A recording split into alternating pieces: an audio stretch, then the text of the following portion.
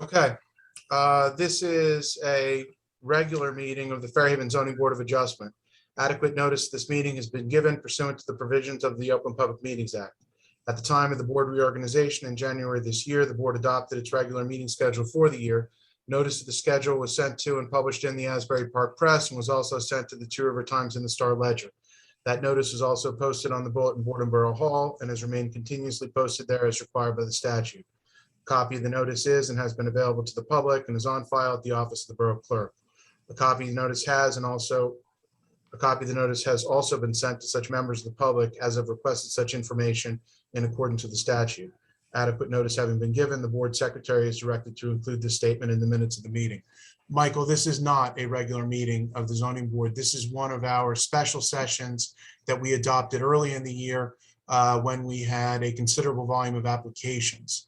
And this meeting is also via Zoom. Do you have anything to add to the meeting notice I just read, Michael? Yes, thank you, Mr. Chairman. We should indicate that during the course of the year, the board at one point in time resumed live proceedings. We issued a supplemental Open Public Meetings Act notice in the usual course by posting, delivery to the clerk, and publication. Thereafter, as a result of the Delta surge in the pandemic, the board elected to return to remote Zoom meetings, and we issued yet another supplemental Open Public Meetings Act notice, again in the usual course, by posting, publication, delivery to the clerk. It's also on the borough website, and it advises any interested members of the public how they can access the remote proceedings. Thank you. Okay, so this is a meeting of the zoning board. However, the council has been invited to join us and is actually with us on the panel. Sandy, I'd like you to do roll call for the zoning board only, please. Mr. Nick Chesney, Here. Mrs. Quigley, Here. Mr. Ridgway, Mr. Ryan, Here. Mr. Ledman, Here. Dr. Lawfer, Here. Mr. Kinsella, Here. Mr. Chiavetti, Here. and Mr. Leader. Here. Would you please join me in a pledge to allegiance?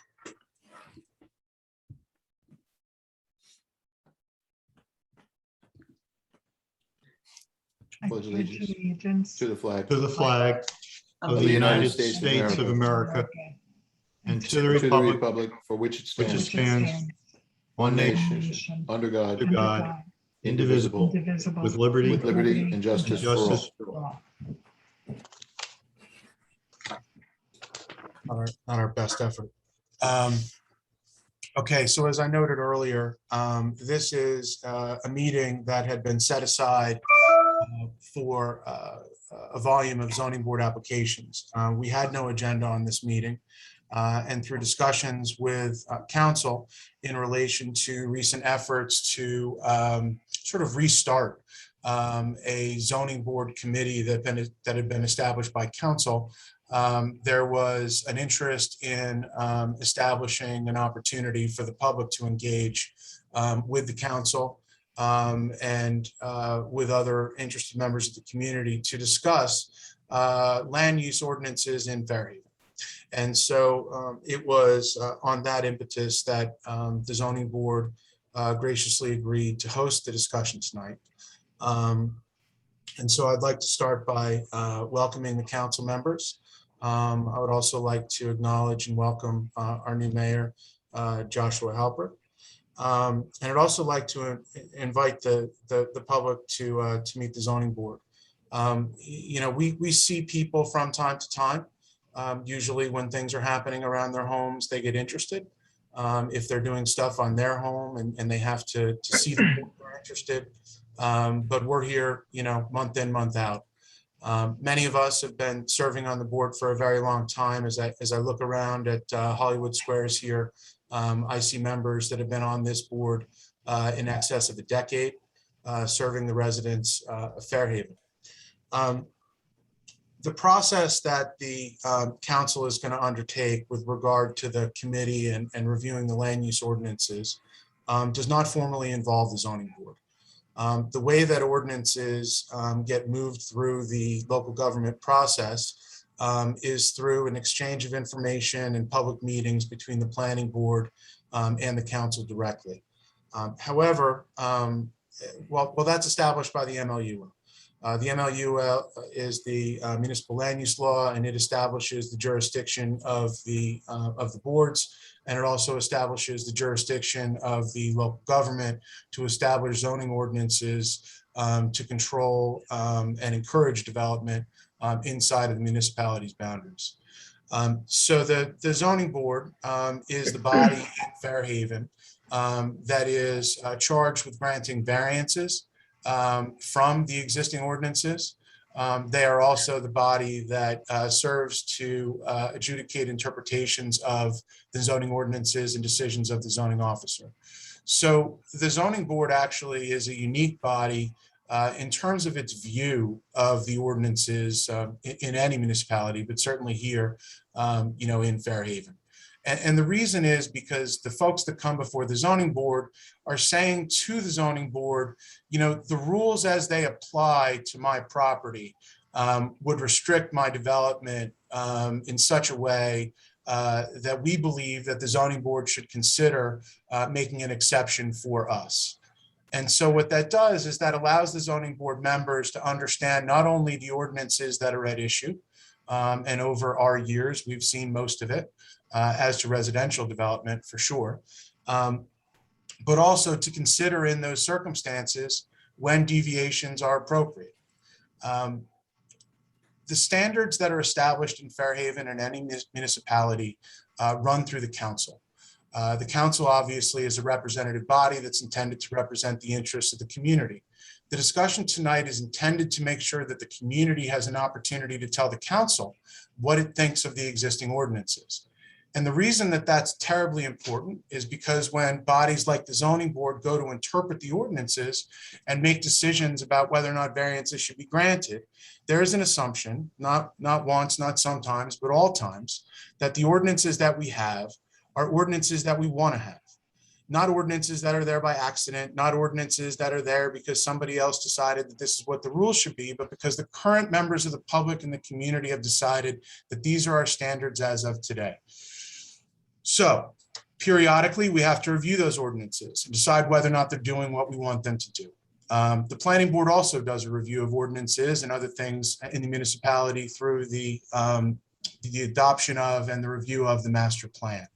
I'm just going to say a few more words and then establish sort of a protocol for the input of the public.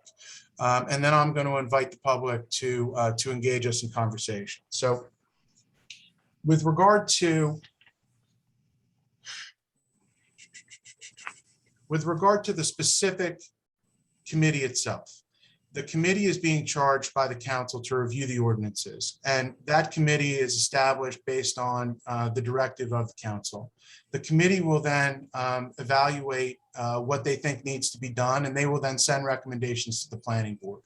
The planning board will consider those recommendations in a public meeting where there'll be another opportunity for public comment. Those recommendations of the planning board will be sent directly to the council, where at a public meeting, they will consider what those recommendations are and make some decisions as to how they want to proceed. If they see fit, they will develop ordinances consistent with desired changes to the ordinances. Those changes and those ordinances will then be sent back to the planning board, and as part of a public meeting, those ordinances will be reviewed and discussed. Recommendations of the planning board will then be flipped back to the council, and the council will consider those recommendations along with the original ordinances. So there's a lot to go yet with regard to making any changes. However, there is a long history of discussions that have been happening over many, many years about things that are going right and things that are going wrong in Fairhaven. So with regard to that, I'd like to read the most applicable sections of the 2016 Master Plan Reconsideration. So specifically, and this document is actually on the Borough website under the Planning Board tab, and if the residents that are participating tonight haven't had an opportunity to review it, they should. The master plan is really intended to guide all of us in terms of things such as interpretation of the ordinances, changes to the ordinances, et cetera, et cetera. So if you bear with me. Reading from the 2016 reexamination report. In 2005, infill development within existing neighborhoods was resulting in tear downs and expansion of existing buildings such that the existing character of neighborhoods was being impacted in a manner considered detrimental at that time. In the 2005 reexamination, found that new and expanded homes within residential neighborhoods continue to represent a change to the character of such neighborhoods. Existing regulations addressing habitable floor area ratio and maximum permitted habitable floor area are in place to reduce the potential for dramatic changes in building volume. However, it has been demonstrated that the reliance on habitable floor area, quotes under habitable, is sometimes ineffective in accomplishing such an objective. This is due to unintended loopholes, for example, the distinction between new construction and renovation, and the complexity of determining compliance with the ordinance. An attempt to decrease building bulk and encourage detached garages, a more traditional approach, was made in 2014 with the adoption of Ordinance 32.4, which amended 30.2.4 definitions to require that 50% of floor area of an attached garage for a new home would count towards the habitable floor area. Despite such efforts, there continue to be struggles to ensure infill development is regulated appropriately. Regulation of permitted floor area should be clarified and simplified. The borough should reconsider revising the regulation of floor area and floor area ratio to eliminate the habitable component and instead regulate gross floor area with reasonable exceptions. Doing so will simplify development applications for both the planning and zoning board as well as applicants, and it will enable improved enforcement. As part of this effort, the definitions on those terms, as well as related or referenced terms, should be evaluated and amended as necessary to clearly state those building proportions, both principal and accessory, that should contribute towards the calculated floor area and floor area ratio. To further facilitate appropriate residential infill development, the borough should revise the front yard setback regulations. The current regulation of minimum setback does not permit new development to respond to an existing pattern of development where the front yard setback of neighboring lots are undersized. As a result, a new home with a conforming front yard setback can be out of character with the neighborhood. The borough should examine whether the front yard setback regulation should be amended to better reflect neighborhood character, including such characteristics as building height and/or building size. Now, it's probably remiss in not at least identifying that the way that we regulate development, right, we're focusing mainly on residential structures here, but these ordinances do affect commercial as well. The way that we regulate that is with setbacks, determination of how far your structure can be from the front, the rear, and the side yards. Lot coverage, meaning how much of your lot can be covered with impervious surfaces. Building coverage, meaning how much of your lot can be covered with building. A floor area ratio, which is a ratio of the floor area in the building to the square footage of the lot, and a cap. And that cap is a set number based on the zone that you're in. So if you're in an R5 zone, the cap is 2,200 square feet. If you're in an R10 zone, the square footage cap is 3,220. Floor area ratio and the cap work together because if you violate one, you may not violate the other. And the intent, as you look into how this was developed and why, is that we're attempting to establish a balance between evaluating how much house can fit on a particular lot based on its size and the need to regulate a maximum size within a neighborhood so as to have consistency amongst infill development.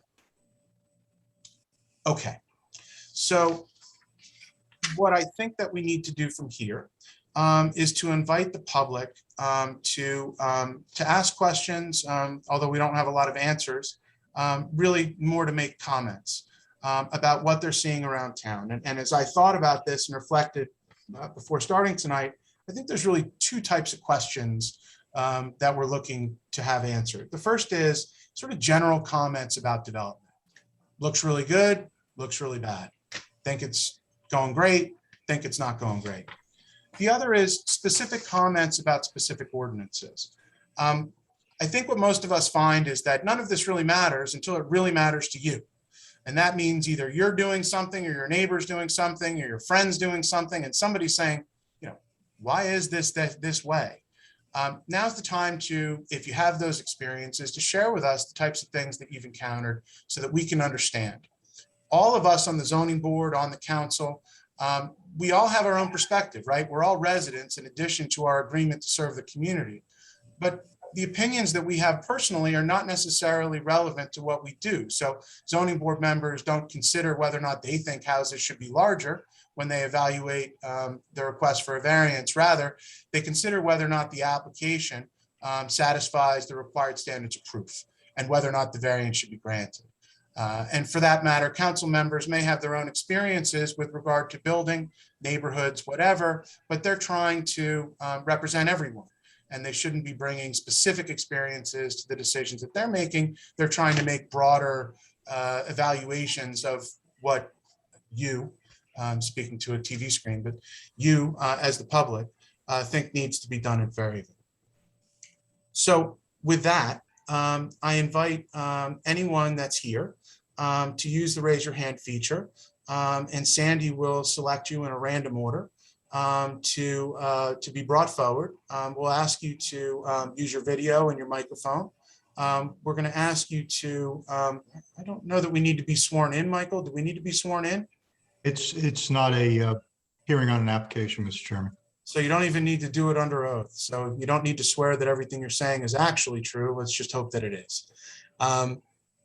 And so I would also like that as people come forward, maybe help us understand where your experience of these things come from, right? I mean, I suppose that's going to be sort of the crux of what the discussion is. But for example, if you've done a renovation or if your neighbor has, and that's where some of your thoughts come from, help us understand that, because I think that sometimes these perspectives, can be different depending on, which side of the table you're sitting on.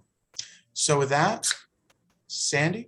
And Mr. Chairman, if I may, forgive the interruption, and I hope I'm not overstepping my bounds, but at the outset, we went through the Open Public Meetings Act materials for the zoning board.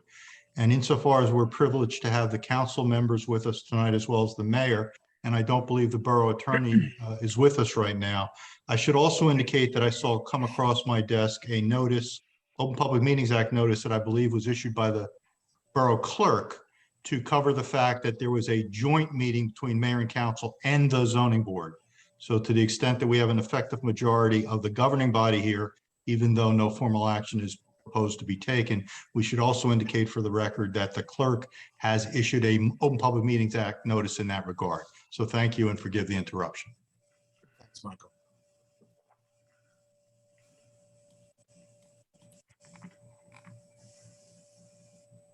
Mr. Leader, if I may just make a couple comments, if I'm allowed. Sure. I just wanted to, first of all, thank you and the zoning board for hosting this meeting. And I just wanted to reiterate the point that this is only the beginning of a discussion of what changes we might want to see in our zoning ordinances. From the perspective of the council, we have heard over the years concerned by residents with what they see being built in town. And this is an opportunity to have that discussion and figure out where it is that we would like to make changes. So I just wanted to say that we as the council members are here mostly to listen. We're not here to speak, but to listen to your concerns. And I just wanted to say thank you and reiterate one more time that we will be working through the land use committee, which has been restarted at the council level to work on this issue in conjunction with the zoning board and the planning board. And we will be bringing the public up to date as we go. Hopefully, I think our hope is that we'll be able to find some shorter term solutions and identify some longer term issues, meaning some issues might be simpler to resolve. And maybe we can do something about it in the short term, meaning in the next few months. Some issues may be more complex and need more time. So just to provide a framework of how we are looking to address this. Thank you for the chance to comment. Thanks, Eleni.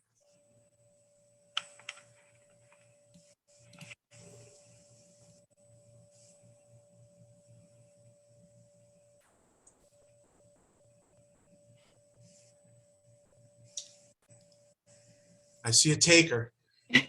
I'm going to bring in Bonnie Trokivia. Varsivia. Thank you.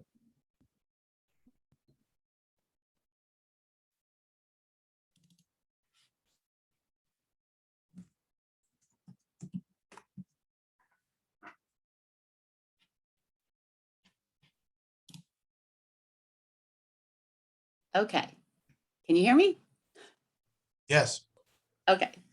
Thank you so much. I'm surprised I'm the first one. So in keeping, Todd, with the two types of questions that you requested, my question is, I feel like the developers are running the show, that they do whatever they want.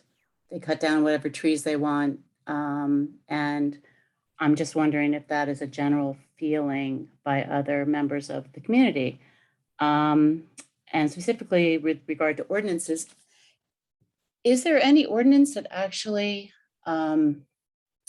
protects trees from being cut down? Because it doesn't. Have you ever said no? Have you ever said no? You must keep that tree because it's old and it's healthy and there's no reason to cut it down. Because it just seems like there's, I don't know that the Shade Tree Commission has any power, but I would just love to see that as a bigger consideration, because pretty soon, if we just keep, knocking every small ranch down and cutting down all the trees and putting up a bigger house, there are not going to be many trees left in this town. And I think that's a really important part of what makes it so pretty here, and, the canopy. So that's my question. So Bonnie, we're at a distinct disadvantage because we specifically did not invite the people with all the answers. The people at Borough Hall that are working in the construction department and the zoning department are implementing the rules that we have. And so there are no specific parties here on the panel with answers to that question, although I'll do my best to answer your question briefly. But I just want to note that your comment with regard to concern for trees is notable, full stop. And I think that the consideration for the balance between the existing landscape and the existing environment and the need to adjust towards new things is hard. And I think that your observation is shared by others. We do have an ordinance with regard to protection of trees. In order to cut down trees, you have to have a permit, provided that the trees are above a certain size. There is an arborist that visits the site and evaluates whether or not the trees are diseased and in need of being removed, or whether or not they're healthy. At a point, there is the need to establish an approval. The approval for the tree cutting actually is administered by council, and those permits are issued pursuant to a hearing of sorts before the council. And I couldn't tell you as to the scorecard of how many of those applications have been approved or denied. Maybe I can comment, since I'm liaison of the Shade Tree Commission. As Mr. Leader mentioned, we do have a tree protection ordinance in place. But I'm not sure if it fully matches what we might want it to cover, because a lot of the trees are coming down because of zoning. And the council sees what's appealed. So if a tree or if a homeowner requests a certain number of trees to be taken down, but it goes beyond the thresholds of the tree protection ordinance, then that appeal by the homeowner comes to the council for approval. So we don't see all the cases. We see the cases that go to appeal at the council level. But I think one thing that is maybe worthy of mentioning is that the Shade Tree Commission in its past meeting has mentioned that it is looking to update its tree protection ordinance and wanted to get comments. We discussed at that time, was just a couple weeks ago, that might be perfect timing, since we are hosting this open meeting with the public here at the zoning board level. And since the zoning board is and the council is looking also at zoning ordinances. So I would encourage that we have a discussion at the zoning level and at the Shade Tree Commission level to find out what is it that we also need to do there, if anything, any improvements in that ordinance, so that we are able to think through on a more holistic basis the trees and the zoning, and recognize that that's what's driving all the most of the trees coming down, the significant trees coming down in the town.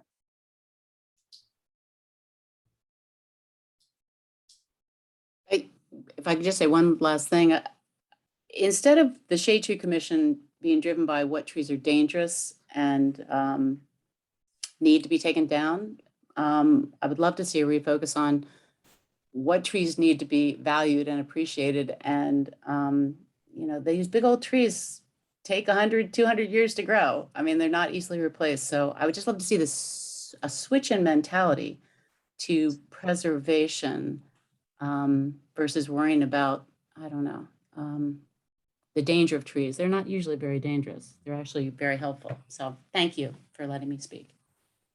Thank you, Bonnie.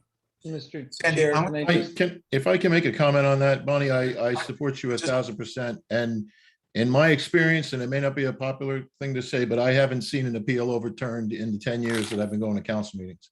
Every appeal I've seen come before council gets approved. So it stinks, and I've seen it done in River Oaks since we moved here, and it's not a good thing. And I think, Councilwoman Neff, is the Shade Tree Commission, it's my understanding that it's only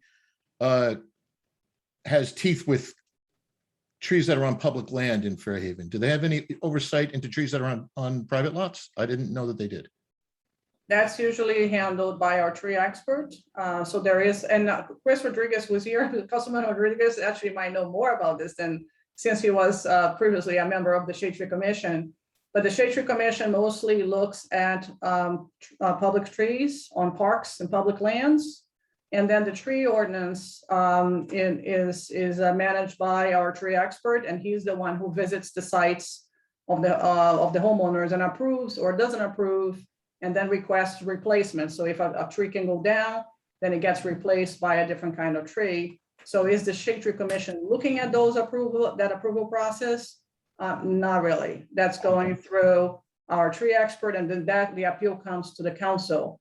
So I think it's a worthy discussion. And one thing I've mentioned to my fellow council members is that maybe we ought to be, and I also asked the Shade Tree Commission recently, do we need to expand the scope of the Shade Tree Commission so that they have some role in those discussions? I don't know the answer, but we've been posing this question more recently. Mr. Sandy, Chair, I see that, hold on a second. I see that Dave Paolo has his hand raised, and he is, as I understand it, the chair of the Shade Tree Commission. So if you could just pull him forward. And then was that you, Skip? Whoever wants to jump in from there, I just wanted to ask that he be brought forward, please. Yeah, this is Chris Rodriguez. I served for a number of years, as some of you know, on the Shade Tree Commission, and Lilini, Councilwoman Neff is correct. Generally, we look at hazard trees. We look at trees in the right of way, which might actually be on private property, but mostly public land trees, parks, Fairhaven Fields, McCarter Park, etc.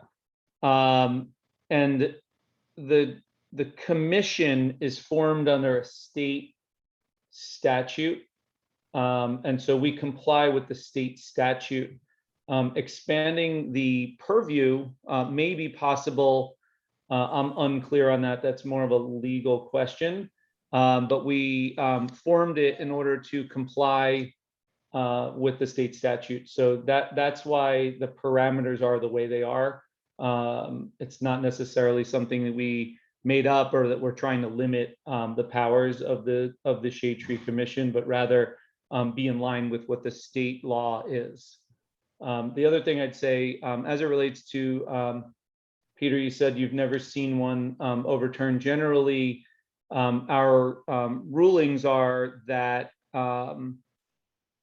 that the homeowner follow the rules, and generally, if they're taking something down that's more than 10 inches around in at breast height, that they need to provide a plan, and that plan has to provide for additional plantings, and then that plan is then approved. So as long as they're coming to us with a plan that is actually in compliance with the local ordinance, then we approve it. So that's generally how it works. If we want to change the ordinance, we can do that. And that's part of, I think, what we're talking about here. Maybe it should be part of the zoning process. Maybe the ordinance needs to be revisited. Maybe it should be harder to take trees down. I'm not Yes. suggesting all of that. There are times where we specify in our resolutions, which are very specific these days, that X and X plantings be replaced and bufferings and base plantings and that sort of thing. I do appreciate that and understand the replacement plans that the council and the arborists put forward.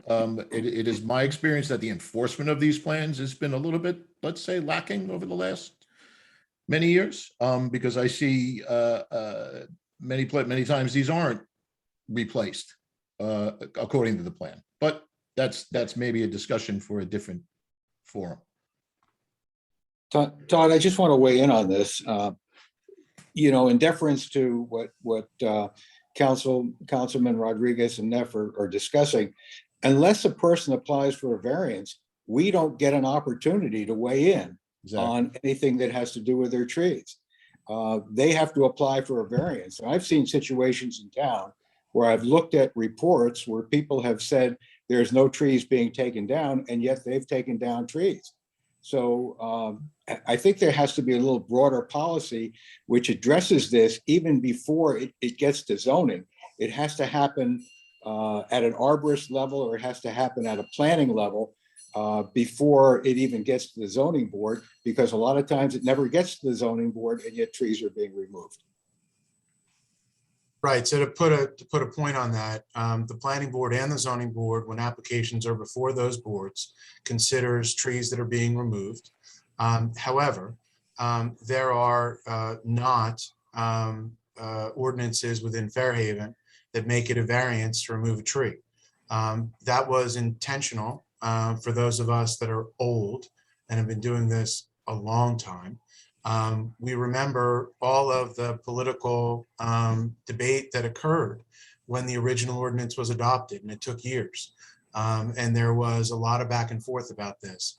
The other side of this, just for perspective, is that private property rights are sacred. And so the idea of telling somebody that that tree needs to stay in place is something that needs to be thought through before it is imposed.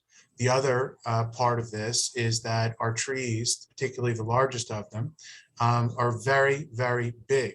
Our lots are fairly small.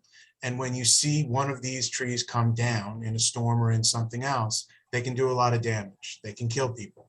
And so there have been discussions, arguments, analyses done, certainly far broader than Fairhaven, about all of this. Like any subject that I hope to discuss tonight, there is a balance between what we want to do and what we want to preserve and what we must permit, recognizing that there's a limit as to how far we can go to regulate what happens on somebody's property. What I've noticed in my time is that what you think of something depends largely on how you are situated as to it. The guy across the street from you is building a monstrosity. The house that you're building for yourself is perfectly sized for your family. And I mean that generically, and I mean that tongue in cheek, but that perspective is very real. We see that application after application after application. The standards that need to be designed at the local level need to apply to everybody equally. And so you need to accept that sometimes you're going to miss one, and sometimes you're going to be too restrictive, and you need to get right in the middle. And that's hard, by the way. And so I read from the master plan reorganization, reexamination 2016, which was citing the reexamination from 2005, saying the same stuff about things that have been in communications from the zoning board to council for the last 10 years. The point is that change is very difficult.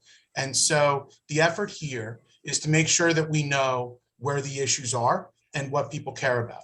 And so we certainly can continue to dig on our trees, but I'd like to suggest that we put a pin in the idea that the authority and role of the Shade Tree Commission be reviewed, and that the existing ordinances with regard to tree removal be reviewed, and that that be part of the scope of what we take a look at and enter into some analysis of.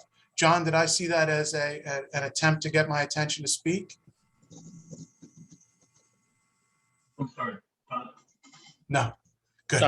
I would like to make one comment on the tree ordinance process, and that is that I don't know who the current tree expert or arborist for the borough is right now. I know who it has been in the past. Bill Brooks. What's that? Bill Brooks. And I know that in the past, whether that's who it was or not, the arborist who was contracted to the borough was working on people's applications to the borough for tree permits and represented applicants before the zoning board in reference to tree removal as part of variance requests. And I don't know if there's a code of ethics for contractors to the borough, but I've always been uncomfortable with that. And I think if there's a revamp of the tree ordinance, I'd love to see something conflicting out whoever does represent the borough as the tree expert or arborist from representing applicants for tree removal permits and from representing them before other borough boards in reference to tree removal. Okay. So Dave, I'd ask to bring you forward because you're on the commission. I'd really actually like to move on to another topic, but this is your topic. So do you have something to add that hasn't already been said? In summary, and I'll say, well, first I'll say thank you to Ms. Prasivia for continuing to advocate for trees in town and across all the different boards and commissions, council meetings. Secondly, I'll say that a lot of the things that I would have contributed have already been covered by other participants. So I'll move on and just say that the tree ordinance is something that we're very focused on. Councilwoman Neff mentioned that we brought it forward as an agenda item last meeting that we do need to readdress the tree ordinance as it specifically relates to the teeth that our ordinance has relative to other area boroughs, and how can we further disincentivize people from taking down trees during construction projects. So it is a topic of concern. Hearing this from the public repeatedly, again, I'm less than a year in the seat as the chair, but we hear it loud and clear from the town of Fairhaven that we need to have a little bit more thought put into the ordinance that we do have. And I'll leave it at that. One other thing, and the planning and zoning board deal with this a lot, and that is protecting the trees that are going to remain. I know because I lived through this, but if you're not very, very careful about protecting the drip line where the root systems are, a year or two after your project, the tree starts to die and is dead. So whatever we're doing to protect them shouldn't only include asking and forcing people perhaps not to cut them, but also to protect them during construction projects so that they can survive. Yeah, a nice snow fence that kind of expands to the canopy of the tree during construction really does protect from root damage. So that's some of the things we're trying to do in this new Shade Tree Commission. Look for those type of suggestions on our social media feeds. Awesome. All right, thanks, Bonnie. Thanks, Dave. Sandy, you pick one. Okay, the next one I'm going to move in is Andy Nash.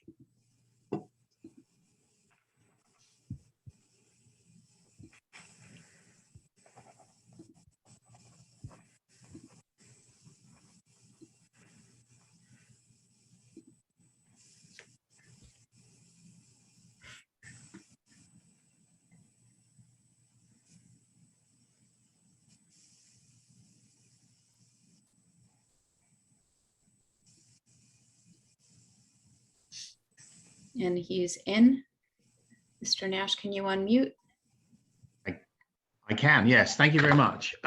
Thank you all for having the meeting this evening. I think it's very helpful and constructive to have these sessions where people get to know a little bit more about what's going on in the town. And I guess for what I wanted to talk about was really is the topic of renovation versus sort of new build. Because I've seen there are actually some very tasteful renovations going on in the town. Some of the old Victorians on River Road have been tastefully restored. And one of the properties on Oak and Willow has been very, I think, tastefully restored, kind of back to studs, and then renewed.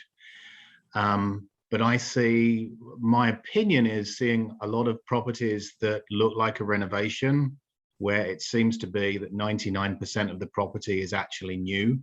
I have a property near me on Park Lane, where an old ranch has been torn down, and what is going up in it, one small section of it was left to remain. And then that was jacked up. 4 feet went onto the height of the basement of the original foundation.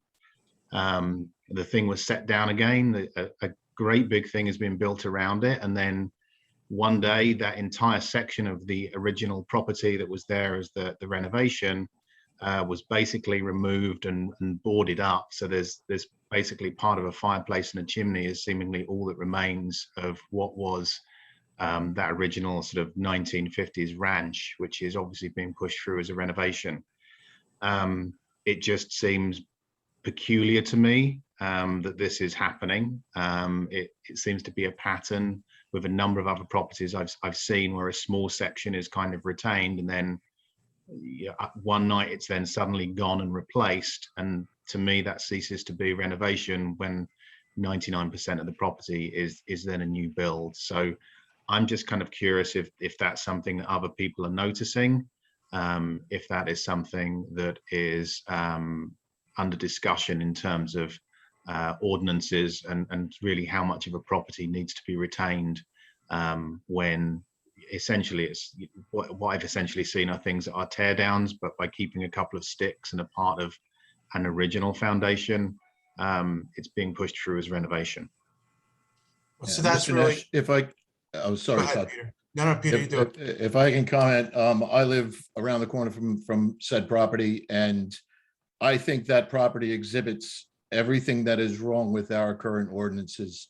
And it has exploited every loophole in the letter of the law and thumbing its nose to the spirit of the law. I'm serving on the land use committee, and I guarantee you that is something that I think that's the reason I really want to do this, because this is it's a travesty what is allowed there.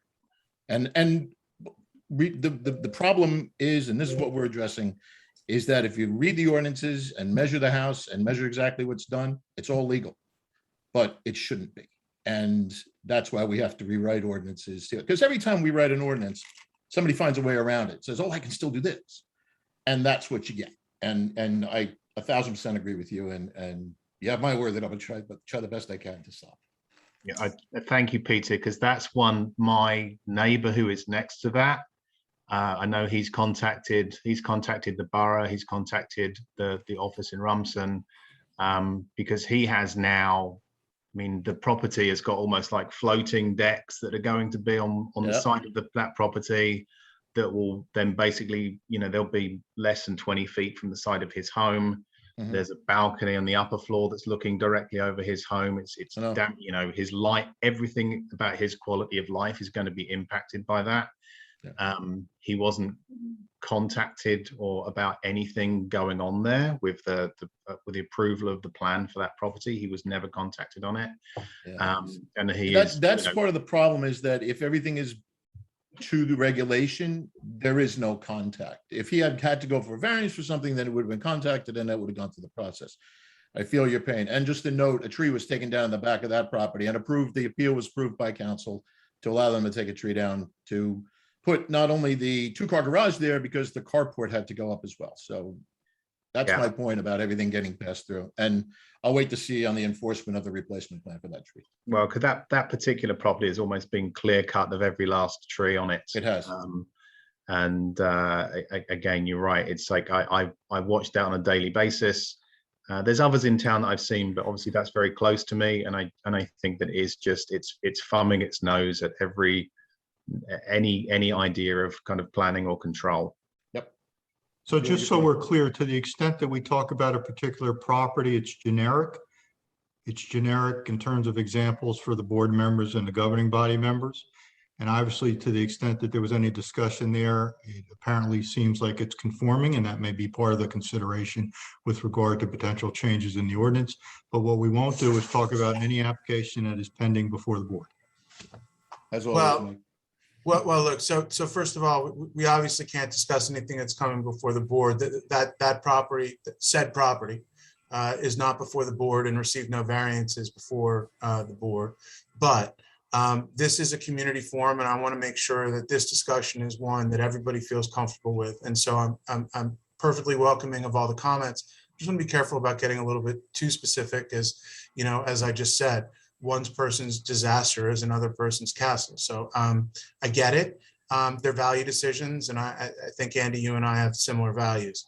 But what I want to raise in regard to the comments, I think this is what's most important, is that the issue with regard to a renovation or new construction is where we get to that's where the rubber hits the road.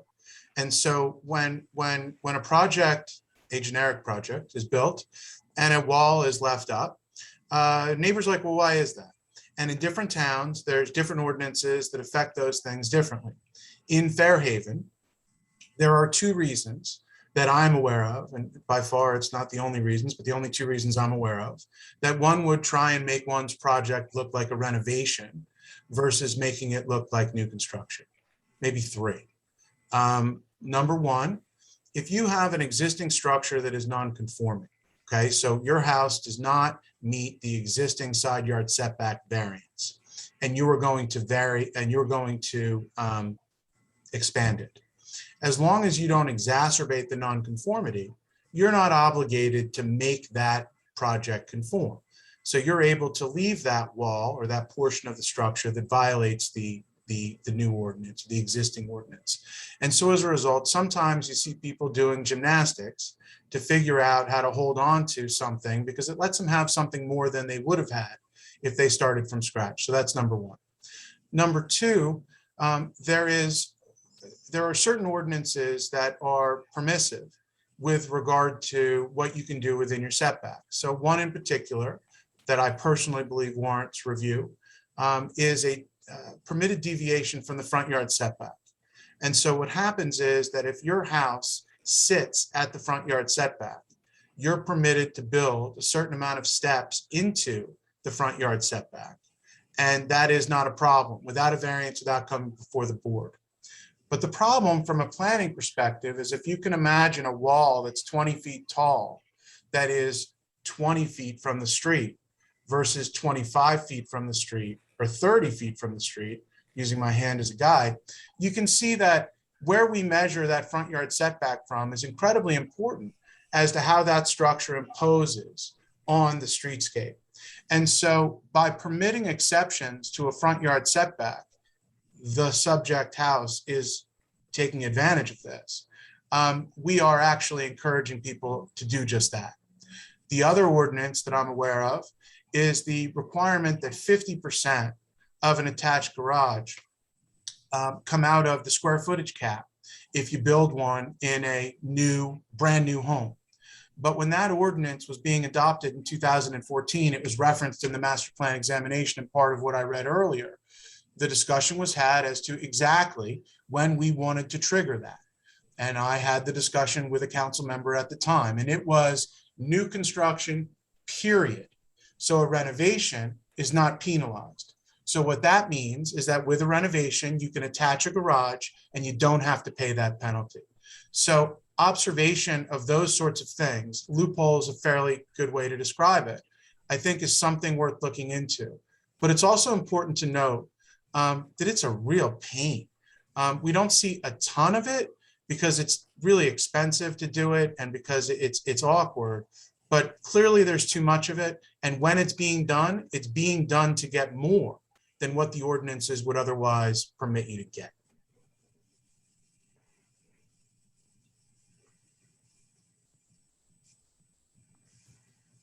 Andy, did we cover it? Oh, I'm sorry, I'll add one more thing, because a project such as that generic said project is otherwise conforming. And so said project certainly indicates to a casual observer that we are allowing a heck of a lot of building coverage and lot coverage because I don't see any grass left. And so it makes you wonder whether or not those standards, when they are truly built to the max, are adequate, whether or not the restrictions that we have are appropriate, given what you can do when you choose to max it out. And I think that certain projects, this one in particular, cause me to believe that we need to look at that. You don't always know, because a lot of people don't build to the max. So you're not always confronted with how bad could it be. And then all of a sudden you are, and you're like, that's pretty bad. Certainly in general, now in town, I think people build to the max much, much more than they used to. Definitely. Whole approach to how much you can build, I think, has changed over the past few years, where if you have the ability to cover a lot, you're going to do it. Yeah, I agree with Mrs. Quigley. These ordinances have been in place, our limits have been in place for many years. And I say many times, yeah, it looks really big to you because you've never seen 3,000 square feet on a 10,000 square foot lot before in town, because nobody built those. They built the smaller house with more yard. Now it's bigger house, less yard. Most of it's run by, I don't want to, say it's all builders, but a lot of it's run by builders as what's the max I can put down because I'm going to maximize the dollar that I can get for the house. We So do with see, oh, sorry, go on, Mrs. With the Quigley. land use committee then, Peter, you guys would be considering changes to lot coverage and things like that, where, something that 10 or 20 years ago might have just been really a politeness sort of that may not be being respected anymore. You may be looking to have something that could be enforced, more enforceable.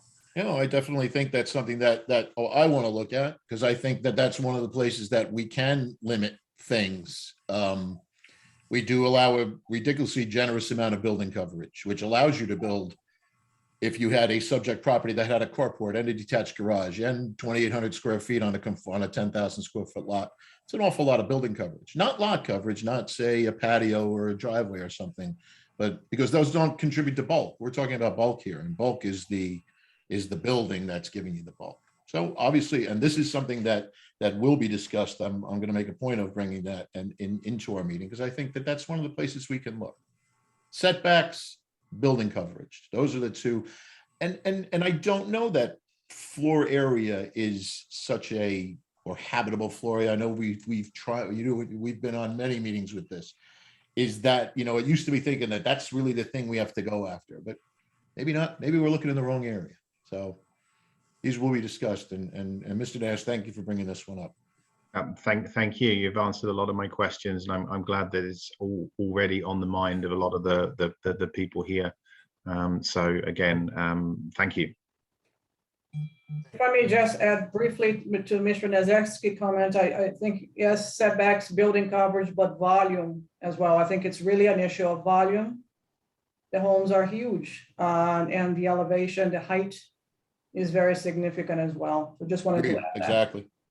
Yeah, the height is a big deal. That's something new that we've seen in the last 10 years, I'd say, maybe.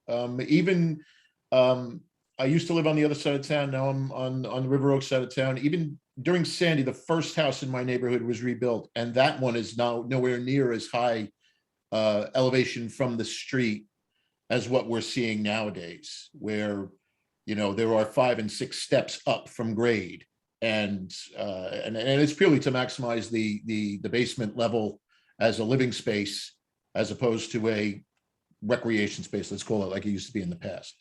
Definitely seen and reflected in real estate listing some of these houses with 4,200 square feet of living space, because they count the lower level, and that's a big thing, because the setback hasn't changed, but the height of the building has. And maybe not the total height, but the first floor. In the disproportionate way in which it looks odd relative to an older home right next to it, much Absolutely. higher. The floors don't match the height with the home next to it, and so on. So I'll be quiet beyond that. But I think there are really a large variety of issues that the Land Use Committee will be covering. I hope there will be more comments from the public on what else they would like us to cover. Yeah, one of the great things about Zoom is if you've had your hand up for a half hour, it's not necessarily tired. So Sandy, there are 2 others. Andy, did we cover all your comments? You did. Thank you very much. And again, thank you for this open meeting. I think it's very helpful. Thanks for participating.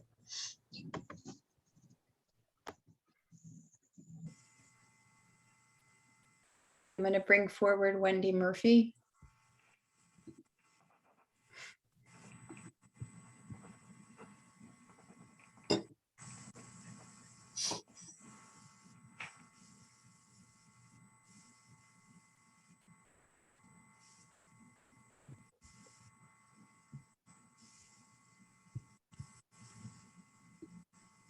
Can you hear Greetings, me? Wendy.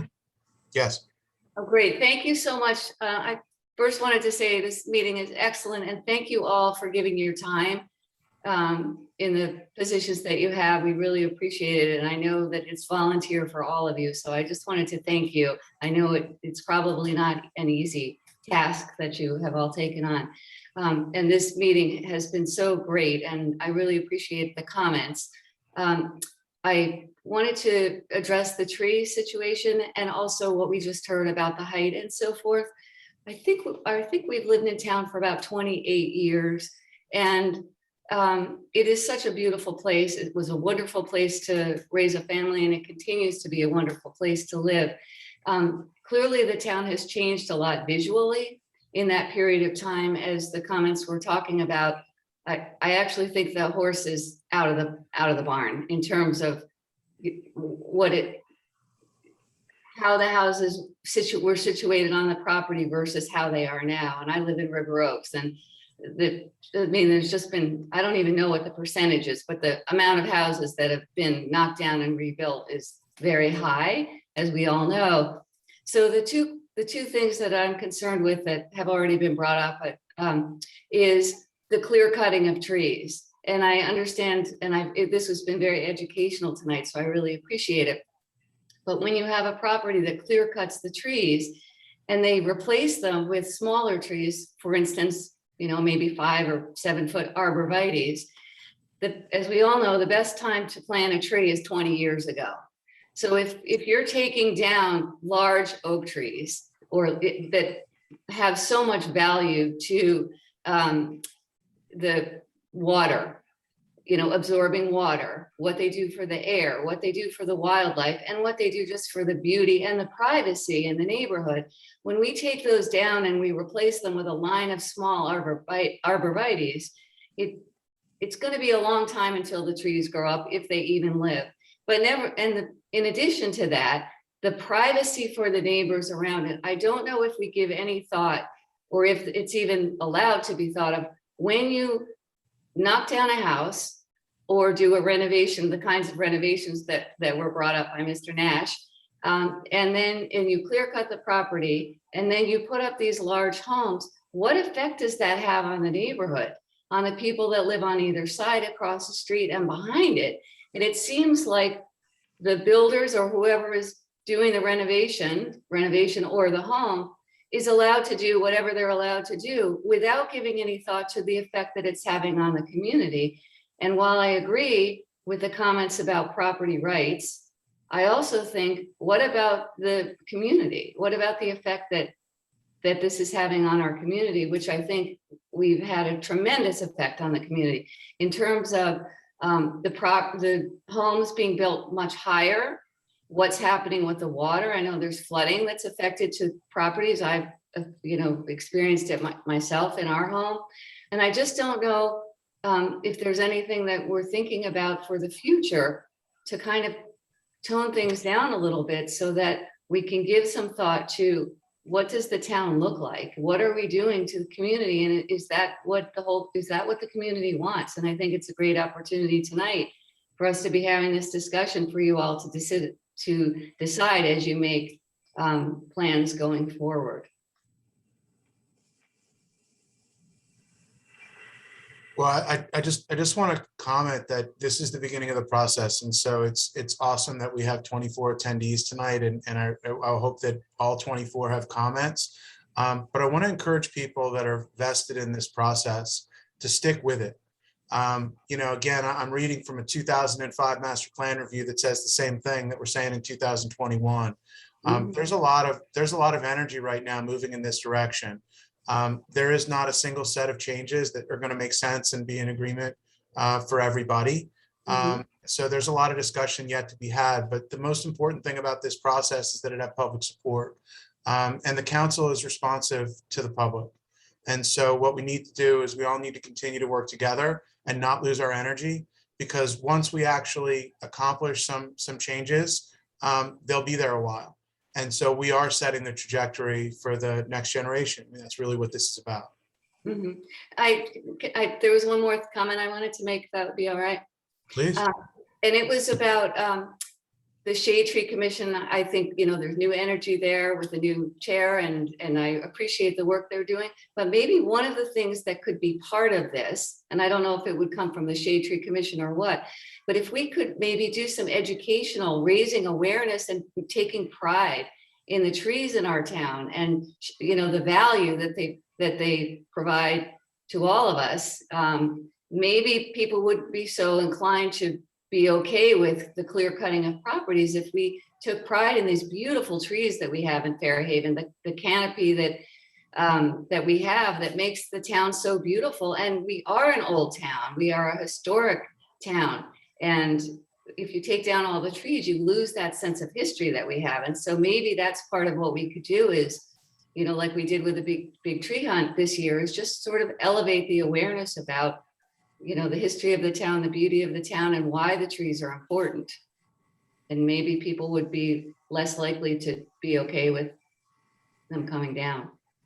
It's a great suggestion. Thank you. Okay. Anybody want to respond to Wendy? No, I think you've got universal consensus on your comments. Thank you. All right. Thanks very much.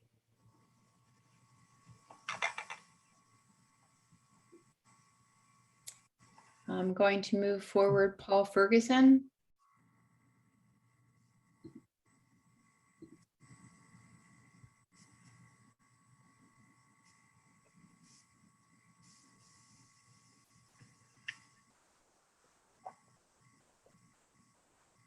Hi, this is Carolyn Ferguson.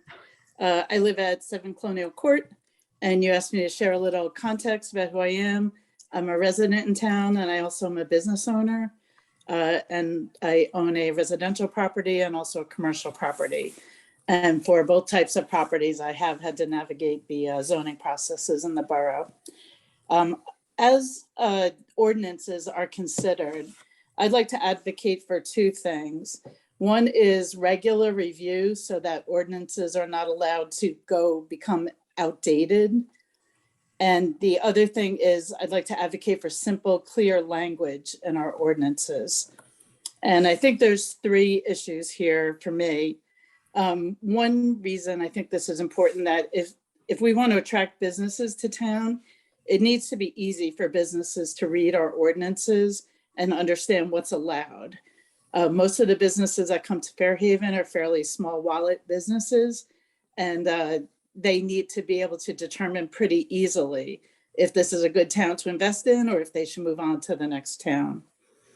I also believe that simple, clear ordinances enhance the ability for all of us to be able to navigate small issues on our own without expensive professionals. And I think that's important for all of us. And then lastly, I feel like ordinances that are old and outdated often lack clarity. And when that happens, it's very hard for employees to work with them. And I feel it exposes the town to challenges and even lawsuits. And that's it. Looking around to see if anybody is going to elect to engage with Carolyn. I think it's a great point. Both are great points. One, in that even if the borough decides to take a comprehensive approach to revamping the zoning ordinances, I think simultaneously they should probably be making changes and correcting some of the existing ordinances in the meantime, whether they become part of the comprehensive plan in the future or not, at least that we'll be making some progress on these things that, as you stated from your review of the 2005 master plan revisitation, that, you know, we don't let another 16 years go by before some of these things are addressed. And I think simple, clear language would be great. I think that at least a lot of the issues that the zoning board comes up against in these applications are whether they're people misconstruing things or people or professionals purposely conflating different things that have similar names. That we get a lot of loopholing that relates to the word habitable appearing in a lot of definitions that don't have anything to do with the floor area calculations. Things along those lines could be cleared up, I think, pretty simply by making some patches here and now, as opposed to waiting for something comprehensive. And there are issues that have been part of master plan revisitations for years and part of annual reports from the zoning board to the governing body for years. Those are two things that would absolutely be great to address in this conversation.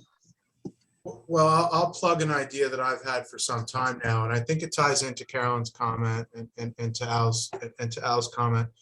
I believe that the council, and most of you are here, should be requiring a report from the building and zoning department regularly as to what applications are coming in. I think there should be a dialogue. It should be in public. And the question should be asked, what's weird this month? What's the latest problem you see in the way that the architects are working with you in the interpretation of the ordinances? What bothers me the most, I'm nothing but straightforward. What bothers me the most is as I see all of the things going on around town and all of the abuses and all of the loopholes, is that I'm not aware of an active effort to oversee the manipulation of the interpretation of the ordinances such that a process can be started to fix the issues. It is probably not necessary every 2 years to change your setback ordinances. But when you see things that aren't right, then you need to talk about them. And if the council doesn't ask, then the people that are actually doing the work day in, day out, they're just going to keep doing their job. And so there needs to be an active dialogue and an effort, not to find problems, but to seek solutions for things that don't feel right. And I'll bet you if you drove around and you saw the things that you didn't like and you matched them with plans, that most lay people could identify something that just is wrong. And the older those houses get, and some of the ones I've been looking at are working on 2 decades old now, and you continue to see the same things happening, sorry, it drives me nuts. And I think the council can do that. I think moving forward, there can be an effort to evaluate whether or not the ordinances, the existing ordinances and whatever comes next are working by having that dialogue regularly.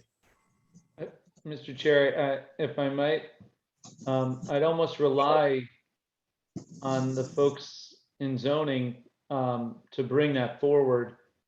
There's a number of things that council will consider, but this is where the expertise lies. This is the day-to-day, the ins and outs, the feet on the ground, if you will.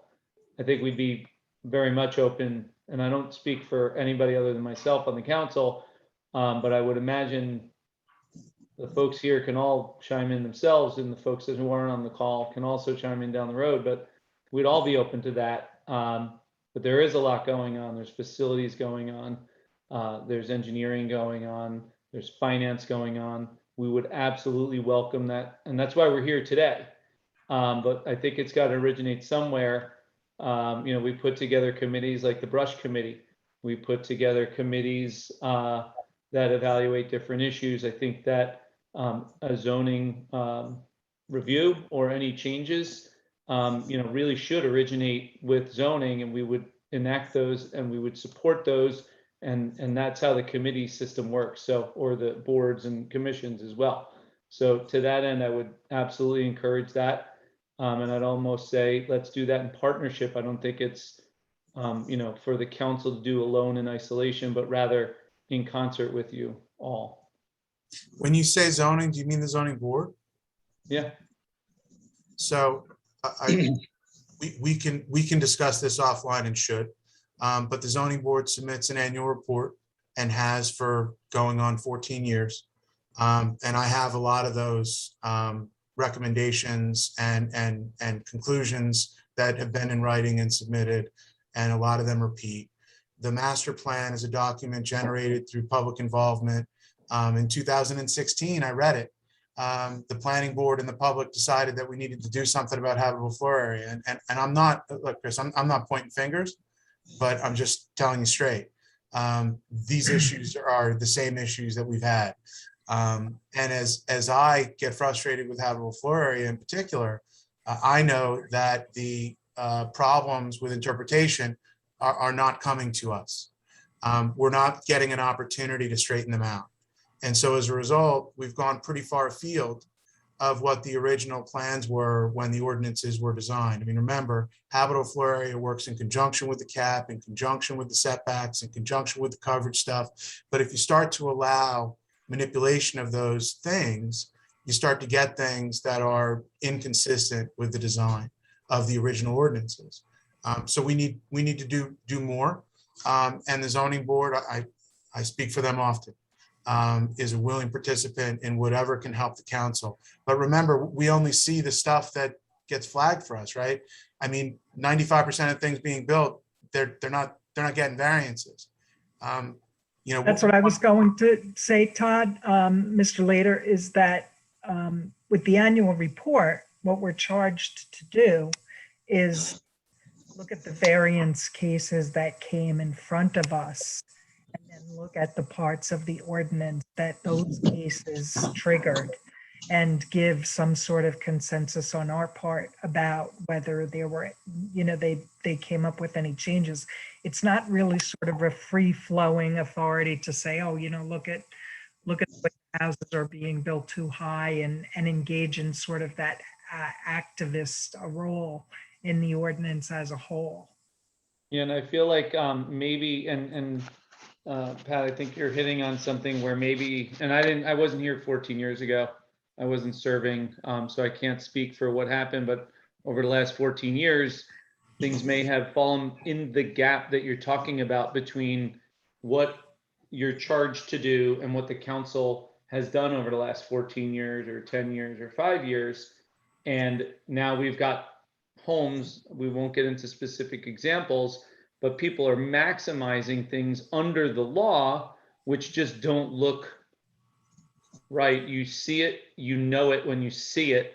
It just looks weird relative to the entire rest of the block or the rest of the community. But if you go and look at all the rules, they've just somehow figured out how to use the recipe and the ingredients to make the thing that they made, and it just isn't in line with what the rest of the community has. So yeah, I think we've got work to do, clearly. Some of it, and I do think it's in concert and under advisement with anything that you guys bring forward. If I may comment, I just wanted to say I'm in agreement with all of you. I do think that maybe there should be a process under which our commissions are coming to the council and have an opportunity to present periodically. So for example, it might be helpful for us to consider if the zoning board should come once every 6 months, or even if it's once a year, and present and hear directly from you at the council level, and so on for the other commissions. Because even though we have liaisons at the council level for each commission, it doesn't replace hearing directly from one of you at the boards themselves. I think I would say that that's something to be considered. Yes, so yes, I would love to hear from you more often at the council level. But it's important, it's very important to also mention that the council doesn't have all the facts when it's making certain decisions. When it has an appeal for a tree, for example, to be taken down, as has been mentioned here before, we don't necessarily know the whole case about the construction and what's going on in the background and so on. And if you went to the zoning board, if you did not go to the zoning board, and so on. So it's hard to make a decision in that kind of vacuum. So I just wanted to provide some of that, perspective of something we need to address. And my third point would be that I really believe that the zoning and planning committee at the council level needs to be completely revamped, and it needs to start addressing these issues directly. I think that's where at the council level it belongs, and the land use committee is underneath the zoning and planning committee at the council level.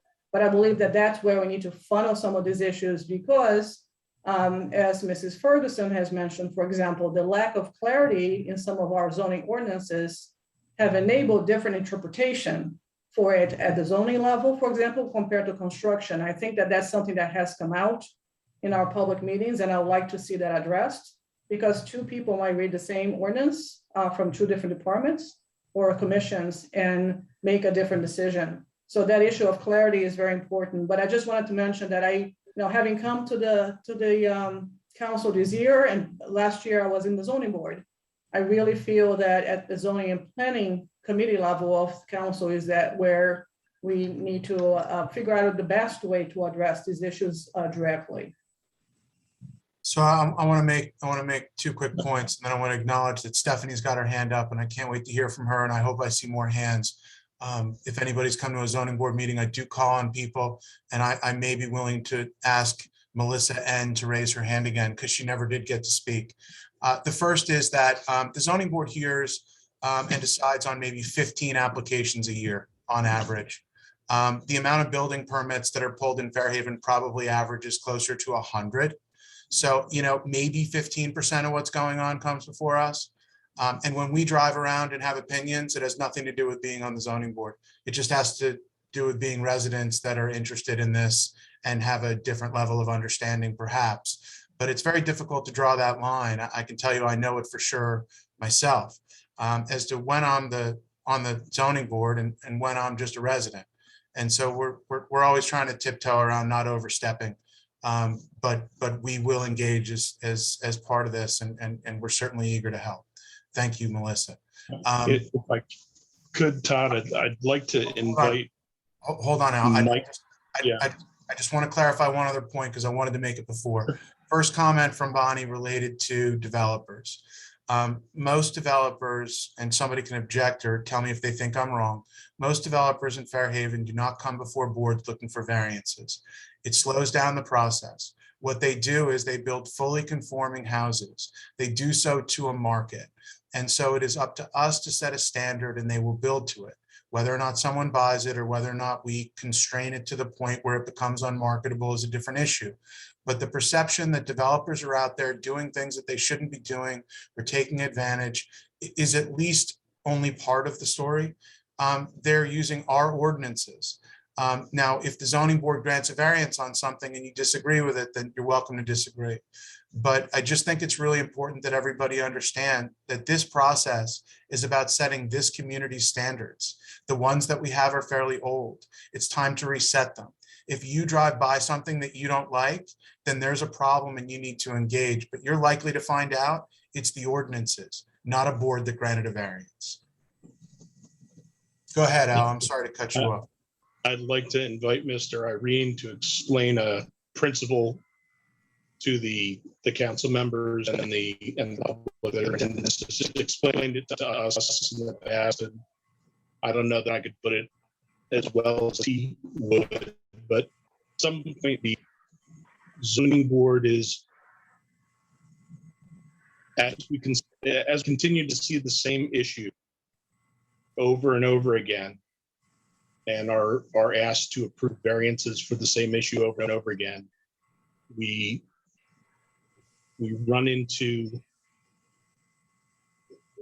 up against the fact that if the governing body doesn't take action to change the ordinances based on these continued variance requests and variances being did, that we run up against the fact that we can't, as the zoning board, usurp there. And if they don't changes, then we sort of have to accept that they want things the way that they are as far as the ordinances are concerned. Can you make that a little bit clearer, Mike? If he has a better, right, or if he has a better internet down on connection, it. wow, that'll help. I think what Mr. Chiavetti is referring to is we sometimes talk about where there are existing nonconformities in a zone, and an applicant will come in and say, well, you know, there's 2 or 3 undersized lots, or there's some other nonconformity, and I'm not inconsistent with that. And the law tells us that the governing body is presumed to be aware of these nonconformities. And one of the ways it knows of these nonconformities, as Mr. Leader indicates, is the fact that the zoning board issues its annual report every year. And it tells the governing body what's been going on at the zoning board level. So the law says that the governing body is presumed to be aware of any nonconformities in the zone. And if it fails to take action to make those things conforming, that inaction is presumed to be intentional. It wants them to go away over time, to wither and die. It does not want to change the zone to incorporate those as permitted either uses or permitted structures or permitted lots.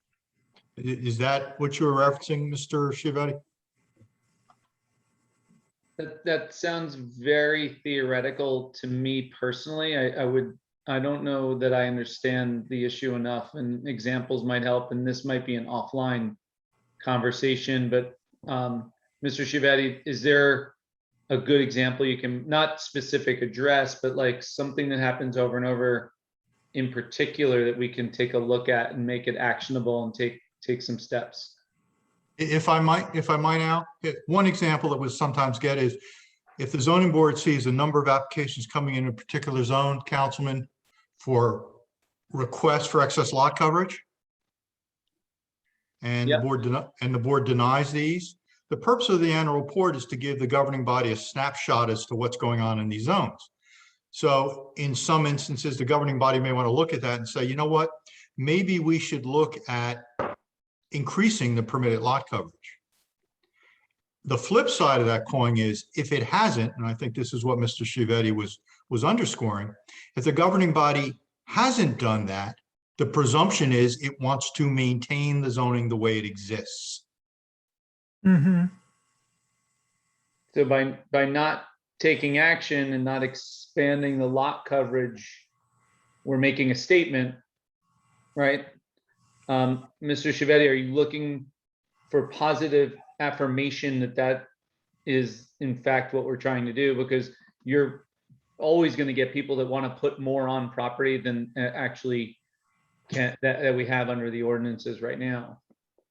You are, but I think that the fact that the revisitations of the master plans and the annual reports from the zoning board to the council have the same issues that come up for so long. I think, excuse me, that the understanding that the council not taking action on those issues has to tell us and inform our work by the fact that you don't want to see any changes to the ordinances on those issues. And not to speak for Mr. Chiavetti, Councilman, but again, to just kind of put a finer point on it, it does not require any affirmative response from the governing body that, yes, we think the zoning board is right in these decisions. I think what Mr. Chiavetti is telling us is that when the governing body does not act to change the zoning board takes a strong signal from that it's not our role to usurp the authority of the governing body and just start granting these variances willy-nilly, regardless of what the board members may think about the particular variance in question, excess lot coverage. So even though the board members may think, boy, we're getting a lot of applications in this particular zone for excess lot coverage, maybe we should start granting them all. The board is really constrained under those circumstances, except in particular cases on particular facts, to respect the will of the governing body, which has decided not to change the zone. Is that where we're going, Mr. Chiavetti? And I'd have to say that we agree with you that adding more house to smaller lots is not a good thing. It's also in line with the re-examination from 2015 of the master plan. And we take our guidance from the community in that. So I think you're doing the right thing. I think we're doing the right thing. Frankly, by addressing it, by not changing it is the right thing, either rejecting those variance requests or working with the homeowner to try to optimize a bit, not give them everything they need, but give them a little bit is probably the right thing to do. And I do look at what you do as important. You're the guardians of those decisions. And so I do think we're going in the right direction. It's almost sounded like we weren't going in the right direction, but I think we are. I want to just amplify why this matters, because the inaction of the council is a statement unto itself. And so when someone comes in on a narrow lot and they say, you know, we need a variance for the side yard, we'll look at the zoning table. We will try and evaluate which zone they're most like. And we assume that the R5 standards are essentially good to go. The council is comfortable that in an R5 zone, 2,200 is the number. And so, you know, we regularly essentially double down, even though they haven't changed in a long time. And so that's it. And I think it's a point worth making that the absence of commentary or changes speaks volume to the zoning board. I see that Paul/Carolyn wants to comment, and I desperately, even though I can't stop talking, want to get, you know, Stephanie and Melissa and any others to speak so we can get more opinions out here. Paul. It's Carolyn. So just real quick, I just want to remind people who are raising concerns, the municipal code is available on the website. You know, if you see something happening next door that you think is weird, open up the ordinances. You can read them. There's a search bar. You know, you can search on the word setback or height or whatever. You know, and what Chris is saying is that they will be encouraged to change ordinances if people point out where the errors are. So I would just encourage everyone. I think it's a really good tool. You can read our ordinances. You can then go to Middletown's ordinances or Red Bank's ordinances and see what other towns are doing on the same topic. So, you know, we all have a bit of a role to play. And these online ordinances are a great tool, and I would encourage people to read them. That's it. Thank you. Thanks, Carolyn. Sandy, let's pull Stephanie forward, please.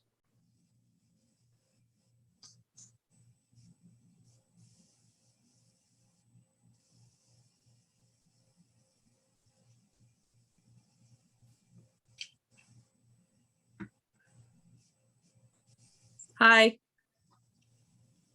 Hi. Can you hear me? Mm-hmm. Yes. You're a glutton for punishment, Todd. I have, first of all, thank you so much for holding this meeting.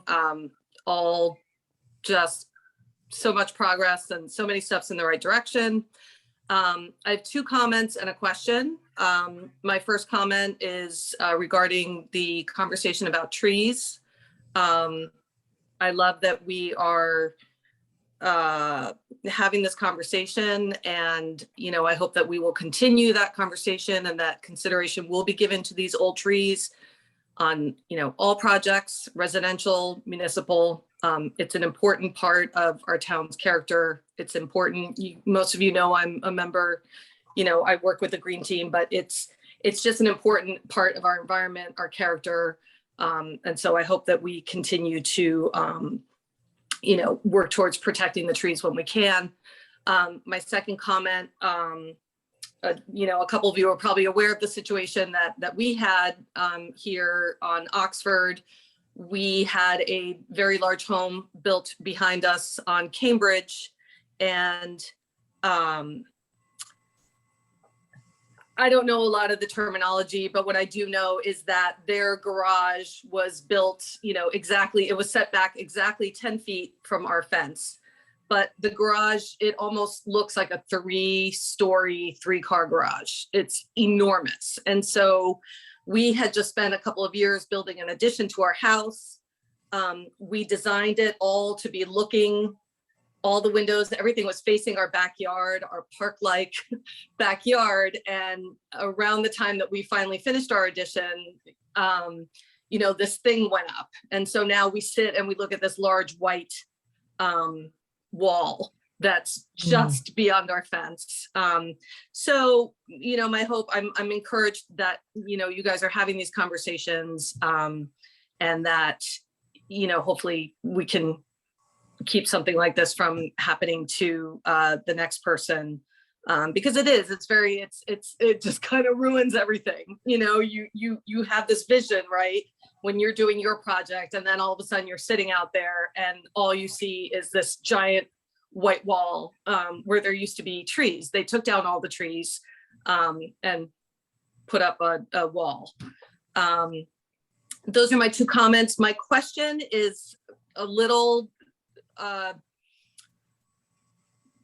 it's not off topic, but I think about the air, you know, even though nobody else does. And so my question is, when these older homes are being taken down, so there's a lot of capes that are coming down, a lot of them were built in the 50s, you know, at least 40s.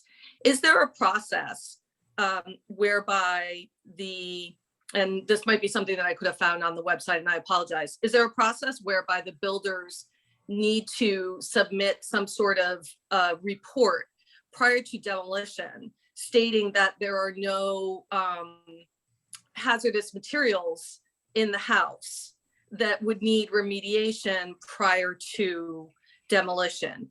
I was not too long ago, did a tour at Mazza, and Mazza does a lot of, you know, they take a lot of construction waste. And, you know, I was asking, you know, like how many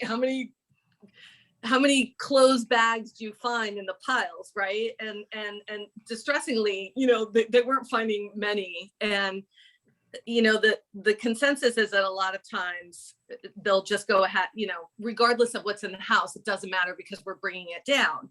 But we all know that something like asbestos, the last thing you want to do is disturb it, demolish it, because then it becomes airborne. So my question for you is there a process in place whereby builders have to report that and, you know, to then remediate it prior to demolition of an older home? Doesn't look like anybody wants to answer that one. Told you. So Stephanie, I'll tell you that I'm not familiar with a process relative to asbestos on demolition, but recently on a subdivision application for the planning board, there was discussion about vermin. And the builder told us that the property needed to be inspected and certified as vermin or rodent-free prior to demolition. So we certainly care about the raccoons and the mice. The airborne vermin. Yeah, well, they could become airborne. I think that your question can be redirected to the building department, and I think that to the extent that we don't have those sorts of rules in place, and that is common, that perhaps that's something that should be looked into, because we certainly have a lot of demolition in town. And the age of the houses that we're talking about, there's asbestos in there. We know that much. Yes. Could I just say one thing?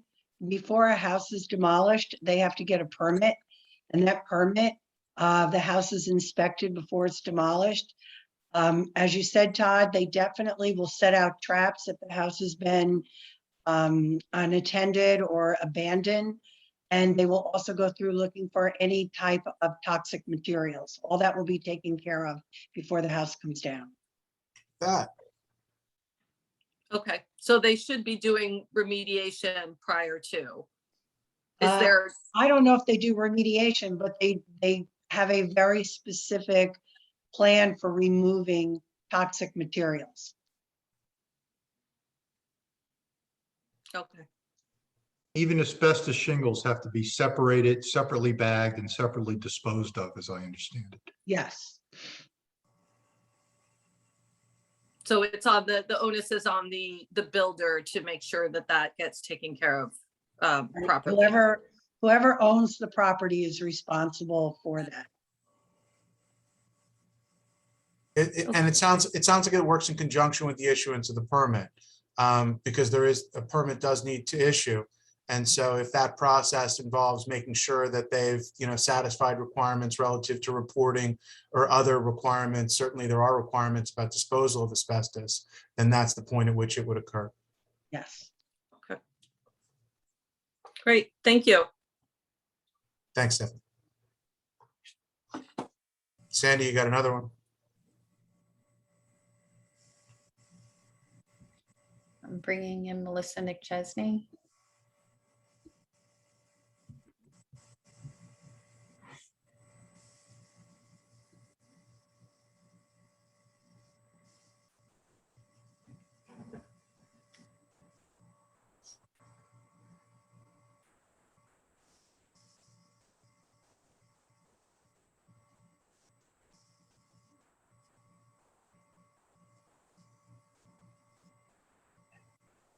Hello? We can hear you. Okay, sorry about that. I'm not the tech wizard around here. I just have a couple comments. I want to start out with the what was first discussed at the top of it, as with the trees. Typically, homeowners do not clear cut lots. It's been my experience. It's the builders that come in. If a homeowner wants to remove a tree, they go through the process. That is all on build. I don't want this whole thing to be, I'm just bashing the builders, although I guess it's going to sound like that. But, and not only that, but there's no follow-up. Well, once the builders do take a tree down, nobody follows up on it about the replanting. We have a house, very nice house in our neighborhood. They owed us 2 oak trees. People moved in. We're like, what happened to the oak trees? We called the town. We're like, oh yeah, okay. We'll get that. So before a CO is issued, why wouldn't that be something that should be followed up on? Sounds straightforward enough. I mean, it's unbelievable, and it's happened more than once. Also, with Mr. Nash's concerns, you guys know that I put a letter out to the council and to the zoning board. When you're in a neighborhood where you're used to big houses already, and then you see a house that even eclipses that, it's just beyond the scope. And you really feel defeated as a citizen of this town, because it seems like nothing ever goes forward.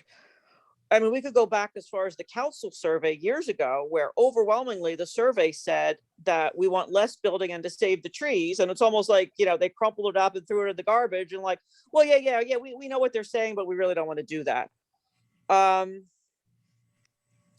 And the perception in this town, well, when somebody goes for a variance, a homeowner, they have to jump through hoops, and that builders who don't go for variances get to do whatever they want. I think there should be more scrutiny over the builders versus these homeowners, because most homeowners that want to renovate try to do the right thing.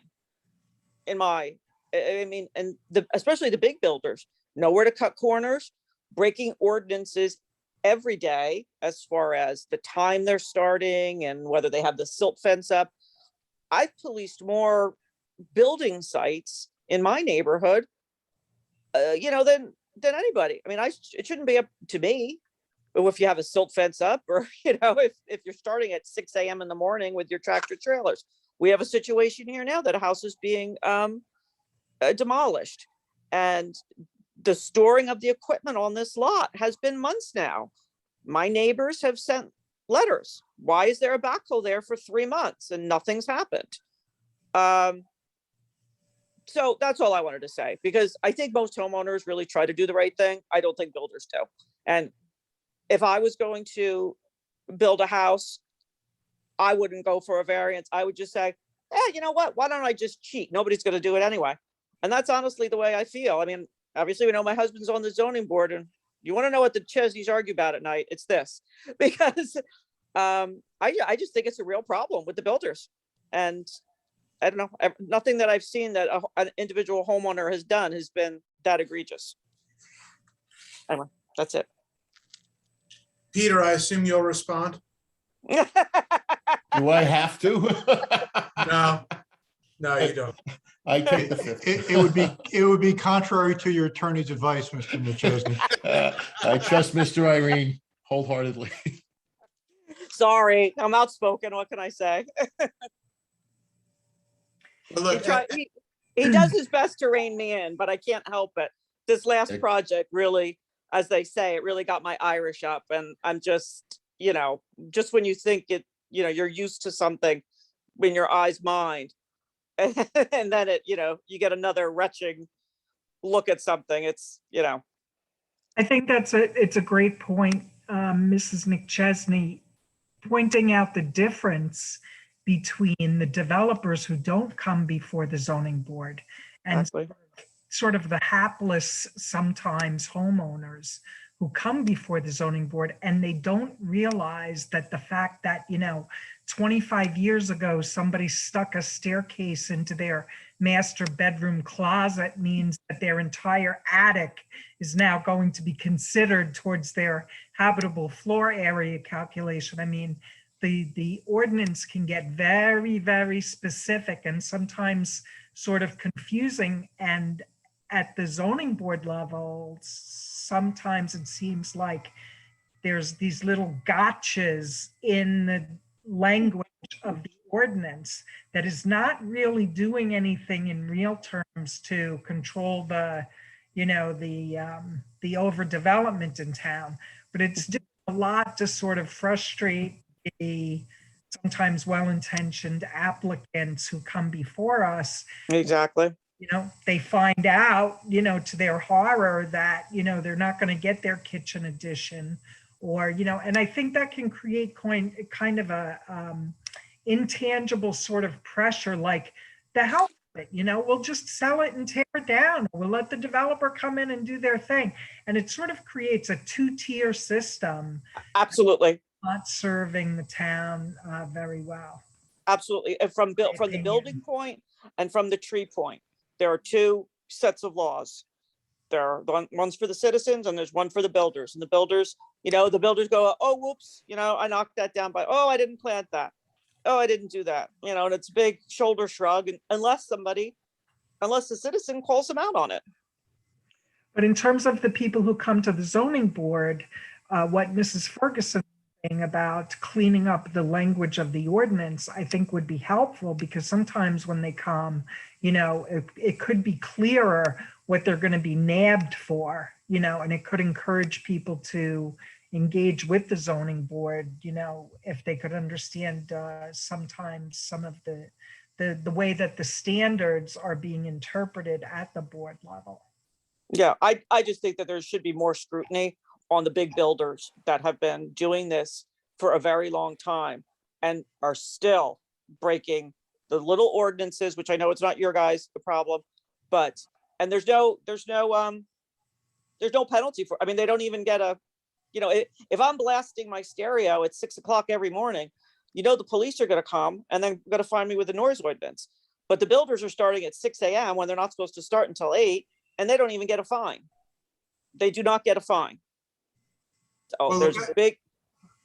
I just want to point out that we're allowed to have one set of rules, and some builders are residents, and I'm not looking to pick an argument. I think the observations are valuable, but what I want to just make clear for the purpose of putting together thoughts coming out of this meeting is that we have a single set of rules and they apply the same way. It doesn't matter whether you wear a plaid shirt, a striped shirt, jeans, or slacks. It's a set of rules. And if the building department interprets your plans as being inconsistent with those rules, they kick it to the zoning board. And the zoning board does what it does consistently throughout its applications. The issue is that there are opportunities for different interpretations of the ordinances that somehow determine at times whether you're going to the zoning board or not. And it is a pain to go to the zoning board. By design, it's supposed to be difficult because you're not conforming, you're asking for an exception. The problem is that where you're really right is that the builders understand the system and know how to work it. So they're not going to come to the zoning board by design. And so they do know how to create things that are in the gray And I have far too many examples that I won't go through now about things that I don't think are right, that have been approved because there was a strong argument made. Nobody's perfect, but those ordinances haven't been fixed. That part is really frustrating. As for the enforcement stuff you're talking about, Melissa, what a shame. I'm really glad that we have all the council here. You know, for some stupid reason, I'm on Facebook and I do see stuff like this, and it bothers me because I know that I built and I disrupted my neighbor's life, and I was sorry about that. And now they're building and I'm getting it back, and it stinks. And there's so much building in town. We all live through it. And so the idea that we don't enforce our own ordinances and that we're not doing it regularly and consistently is really disrespectful for the people in town that are causing so many other people to want to come here. Not the zoning board's department, but a great observation. No, I know. Yeah. No, there's many a times when I've had it, and it seems that this came up through council years ago. I spoke at council and I just said, they're running, rickshaw over our neighborhood, and they start when they want to, like, I won't go into this because it has nothing to do with you, but it's just, for me, that's just the tip of the iceberg, because, they kind of break that ordinance. I'm not going to put up the silt fence right away. I'll just wait till somebody complains about it. Oh, there's the silt fences up all of a sudden. And then it goes on and on and on. So anyway, that's all. Thank you. Great comments. Thank you. So we have a number of attendees that have not made comments. I'm going to ask everyone that's with us right now to make a comment. I know that you're here because you're interested, and as we move forward, we're left to assume that what we see and what we hear is consistent with what others are seeing and hearing. And whether you agree or disagree, it would really be helpful to hear that. You don't have to put your video on, and I won't call on you. But is there anyone that could chime in with anything further? That's nice to see. Go, Sandy.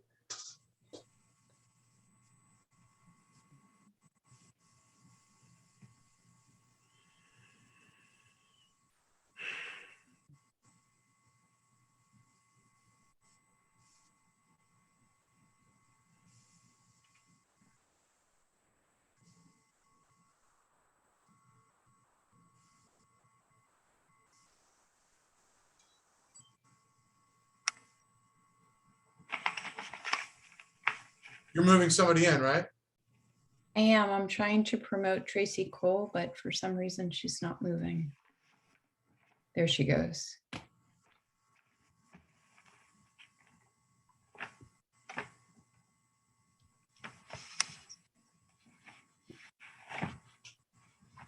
Good evening. Hi, can you see me? Oh, there, okay. Yep. Good evening, Mr. Chairman. I was listening, honestly, and I'm so grateful for the forum tonight. Thank you for organizing this. I can't say I want to add anything in particular to what's been said. I too want to say a quick word on behalf of the trees. I think it's an essential part of what makes Fairhaven such a charming and lovely place to live. They were here before a lot of these houses. It'd be nice if they could stick around.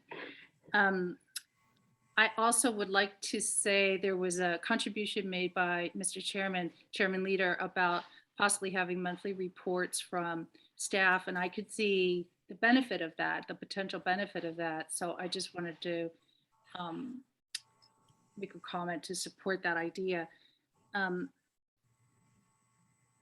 I think what I also, there was a discussion around simplification of the way our codes and ordinances are written. And I have to say, I've spent a lot of time with them. It's very intricate, complex, and it could be easily manipulated, but also very difficult for, as Carolyn pointed out, a small wallet business to come and try to set up shop.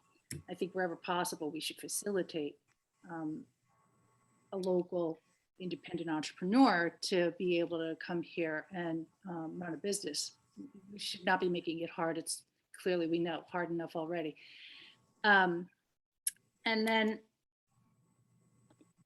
I wanted to make a quick, so the discussion around simplification was pleasing to me because I do think it's overly complex the way it's written. It's layer upon layer upon layer over decades, really. And I have seen neighborhood guidelines and ordinances written more as a visual guide. And for the layperson or the new home buyer, there could be a visual layer for them to understand what certain bulk standards look like and what that would mean, as well as, of course, all the regs that has to be written in legalese. But it's an interesting thing I've seen in some other communities, and I just wanted to toss it out for the group to consider as you're wondering about which ways to move forward. But that's it. You asked everyone to make a comment, so I do so. I'm just very thankful for the forum tonight. I appreciate all your time. Great, Tracy. Thank you. Thank you.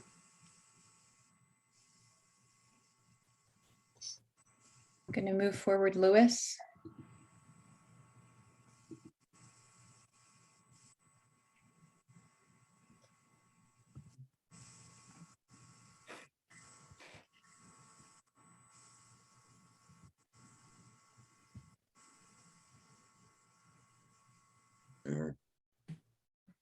Wait, I need to.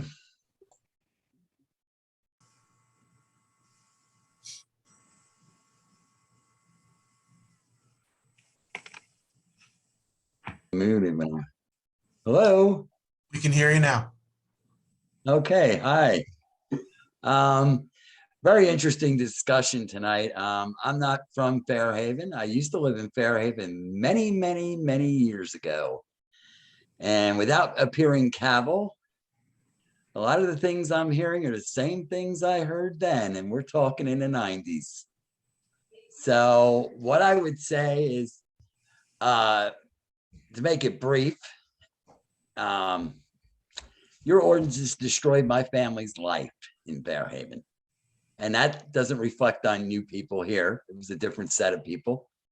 What happened to my family is everything I heard tonight: trees destroyed, clear lot, flooding in our house. Our landlord sold our house. We were renters to a builder who destroyed the neighborhood. A lot of bad things happened. And it was all for market-driven housing.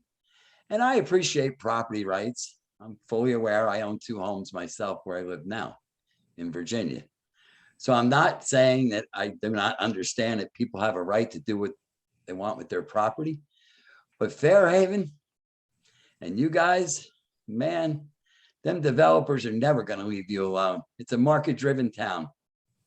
And I just wanted to make one comment. There was a fellow that lived next door to me that bought one of the new houses that were erected before we were removed from the neighborhood. He was making comments about the taxes. And he said at that time, and I won't mention any names or anything like that because I appreciate what the attorney said, but the mayor told him that the taxes would stay low. And therefore, he would be living there for many years in Fairhaven and raising his family. And you know what? I ran into him 5 years later. I visited your town, and he was selling his house because the taxes had tripled on his property. He was very upset, and he had to move. And he sold his house. So it's just a never ending cycle. And a lot of things, I give you people a lot of credit though, because you're really providing a very good forum for the citizens of Fairhaven. We didn't have that advantage back then. I mean, you went to a meeting, you said your thing, and basically that was it. You guys really do listen. And I do appreciate to see that. I mean, you do care about your town. Fairhaven's a beautiful place and it always has been. The trees, man, I've seen so many trees destroyed. I've seen so many things about Fairhaven that were beautiful that were just taken down for money. And I appreciate business and I appreciate developers. But God, when are they going to stop? When are you going to stop thinking about market-driven housing? I mean, I live in a house. I like the value of it. but I don't want my neighbor to suffer because I want more money for my house if I sell it. There has to be some consideration for your children in your town, for your trees, for all the things you discussed tonight. They've been existing for years. I mean, we're talking, I lived there in the 90s, and everything that was discussed tonight was discussed then. 18 years ago. Yeah, residents were so unhappy. And then there was the residents that were coming because of the builders. And you don't have to deny them. I understand what you're saying. They want to build a house. The thing with tearing down the house and leaving the hallway. Man, that was starting back then. It was so horrible to see them homes be destroyed, to see that part of that community gone. So, I hope you people are there tomorrow. But at the rate you're going, your taxes are going to push you out and there'll be a new crew. And I've seen that, and I've argued in court against Fairhaven. I wish I never did. I really do. I took you to court over Mount Laurel because I don't think Mount Laurel is a great thing. I think it ruined the state of New Jersey, quite frankly. It really did. I think the town should have made the decisions, and I think exclusionary zoning could have been easily clipped to stop all this and put some control on it.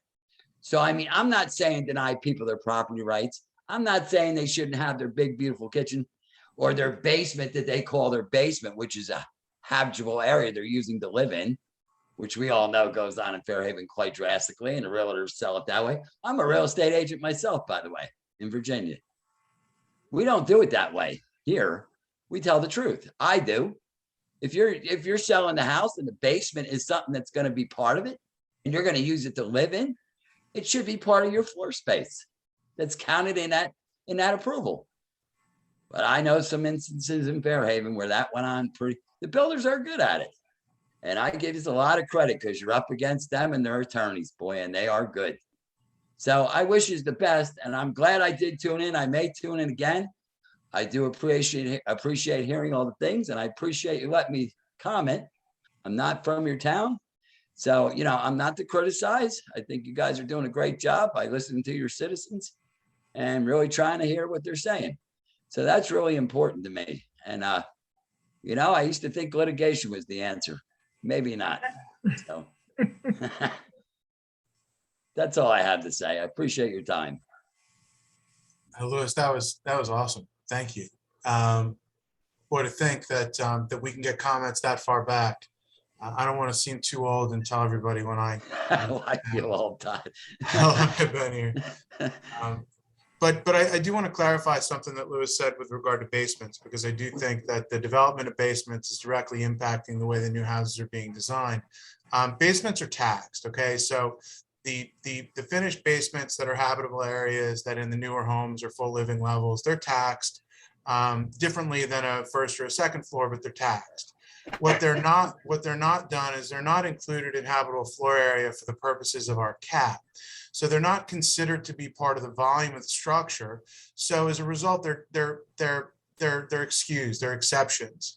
What's happened though, and we haven't touched on it tonight, and I'm a little surprised, but Lewis's comment is the closest thing to it, so I'm going to make sure that it actually gets at least mentioned, is that there's now there's a rule that's being enforced that basement floor needs to be 2 feet above the high water table. And as a result, if you want to put a basement in a home, you need to be from that point forward. And everybody knows that if you want to have a nice basement, you have to have maybe 9 feet of clearance, which is really a 10-foot ceiling once you drop all the stuff. So the end result of all of this is that the houses are coming up out of the ground more so than they ever were before.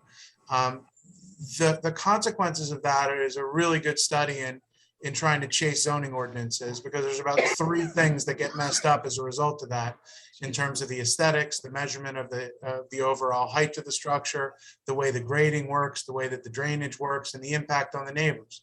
And so that's something that I haven't heard tonight from anyone, but I do think that we should consider that as we look forward. Hey, Louis, thanks for your comments. All right, thank you. Have a good evening. Mr. Leader, on that point, and while I do agree with you, there's some restriction with the 2 feet, and we've seen this drainage issue before. In your opinion, and obviously it won't hold you to this, how many of these situations are because of the 2-foot water, and how many of them are because I want 9 feet finished tight in my basement. Is there a difference? I just find it a convenient, oh, well, they tell me I have to have this high, so that's why it's that high. Well, first of all, the ordinance with regard to the groundwater has only been in place since 2017. I don't know how it went through, by the way. I don't remember voting on it. Yeah. But I guess it went through the planning board at the time. We talked about it, but it's the strict application of it that I understand is directly related to the new designs. So that's number one. Number two, nobody needs a 9-foot basement. The issue is that it's more valuable if it's 9 foot versus 7. Absolutely. So, but the problem, of course, is that there's no restriction from the other end. So if we were stacking these blocks on top of one another, I got to go 2 feet above. And then the only other restriction that you have is the overall ridge height of the structure, 30, Right. 32, or 35, depending on where you are. So I can play with all of that. The one other element, as you know, is the 49-51% with regard to basement cellar definition. So once that comes out of the ground at 51%, now it's considered a basement versus a cellar, and it counts as a living level. That messes everything up. So that's, in my experience, that's never happened, right? Nobody would ever let that happen. Right. So is the issue, though, is that with the grading, we don't have restrictions that permit any sort of containment of all of that. So as I've Yes, studied this recently in response to some of the public comments, you know, I've gotten the sense that there's some things missing here, because we're pushing them in one direction, but we don't have enough constraints in the other to make sure that we don't have a bad result. Well, I'm confident that we're going to be able to address that. I think that we've identified that as a real problem, especially on the back of the groundwater enforcement of that level. And I think we can come up with eventually some idea on how to fix that. So not to rain on your parade, but what we need to remember is when you say you can't cut down a tree, or you say you can't put a basement in if you can't figure it out, you're removing value from property. So when the tree ordinance was being discussed, I specifically remember properties that were passed over by developers. I not a lot of hurdle from a lot of developers tonight, but as a result of them having a tree right in the middle of the property. And there was concern that they wouldn't be able to take the tree down and build a house. So the properties went down in value. If you say to people, look, in order to put a basement in, you need to follow the following criteria. If you don't, you can't have one. The consequence of that is that you're telling people that they might have thought their lot was worth X, and now it's worth X minus 20%. I'm not making that judgment call. I'm just trying to add the perspective that each time we put a rule in place, there's a consequence, and we just need to think that through and make sure the benefit's worth it. That's fair enough, but and the only comeback I would have on that is that not, you know, it is what it is. You know, you can't, well, the builder wants to build this and I have to get X for this house. And sometimes that, you know, it is what it is. You can't. So maybe we'll have to cross that road, you know?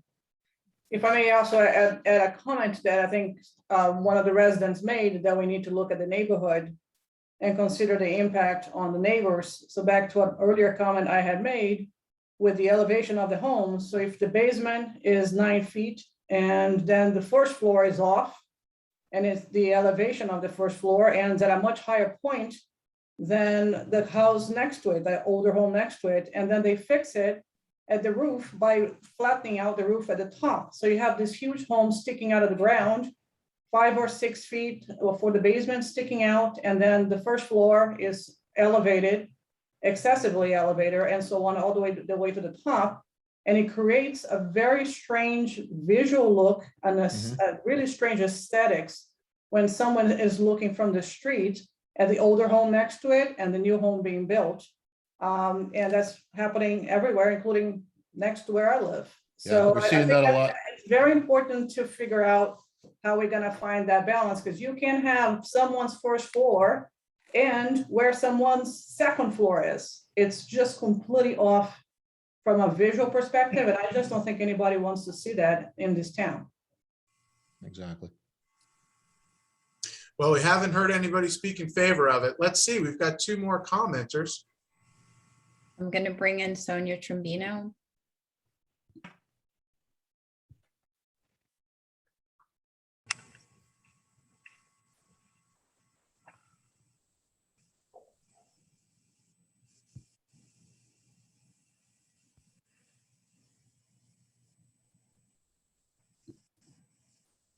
Hi, guys. Sonia Trombino.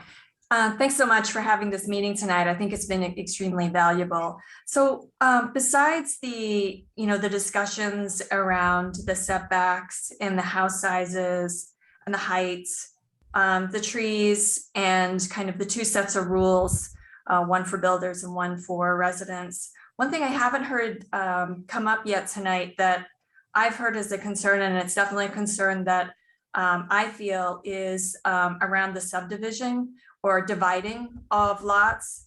And I don't know if that's something, Todd, that you could comment on, if that's something that we can limit or have some more rules around. What I see, for instance, there's a lot near where I live on Fairhaven Road. That was a very old home. It was torn down and now there are two houses there. They seem like they're just squished together. There's really no air or room around the houses, and it's right on top of that one of the houses, existing houses next to it. So the setback seems very, very small. And the other thing that I think is really strange is as you go down Fairhaven Road, you see the setbacks of the older homes are further set back, and then these two homes, their setback is so much closer to the front of Fairhaven Road. And I'm wondering if there's some consideration to look at the setbacks that they have to match or take into consideration the existing homes, because it just looks so strange. So I can't comment on that. First, with regard to the front yard setback, that issue's been identified years and years and years and years and years ago, and was actually in the annual report, or the re-examination report that I read earlier. The common name for the solution is called a prevailing prevailing setback.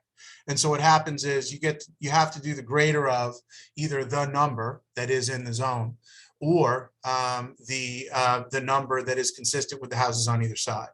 And so there's a particular offender that's on River Road that was built probably close to 15 years ago, where almost the entire house sits ahead of the houses that are next to it. And it is unbelievable. I still drive by it and I'm like, you got to be kidding me. But the other answer to your question with regard to the property in question, which went before the planning board, is that those houses are fully conforming to Fairhaven's ordinances. Right, So, I understand that. I'm just wondering if we can look at the subdivision rules to see if there is some way where where it's not so dense.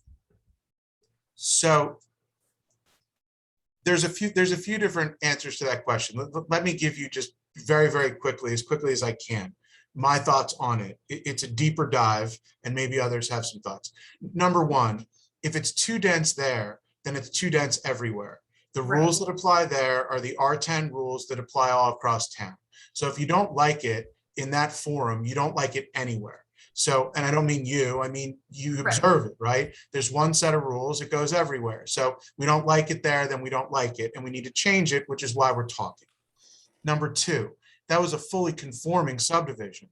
So again, I'm not gonna espouse my political persuasion, although some may know, but the truth is that the private property rights that we talk about include the right to subdivide properties when they're fully conforming. So what that means is that that lot was a legal 2-lot subdivision. It was totally consistent with zoning. So the way to prevent a subdivision such as that is to provide an ordinance which would not make it a conforming subdivision. I'll leave it at that.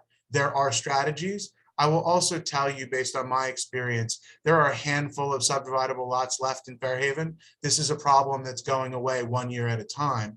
I think the bigger issue is when you see it newly built and you don't like it, then we should be at this meeting and we should be talking about it, because our ordinances are wrong.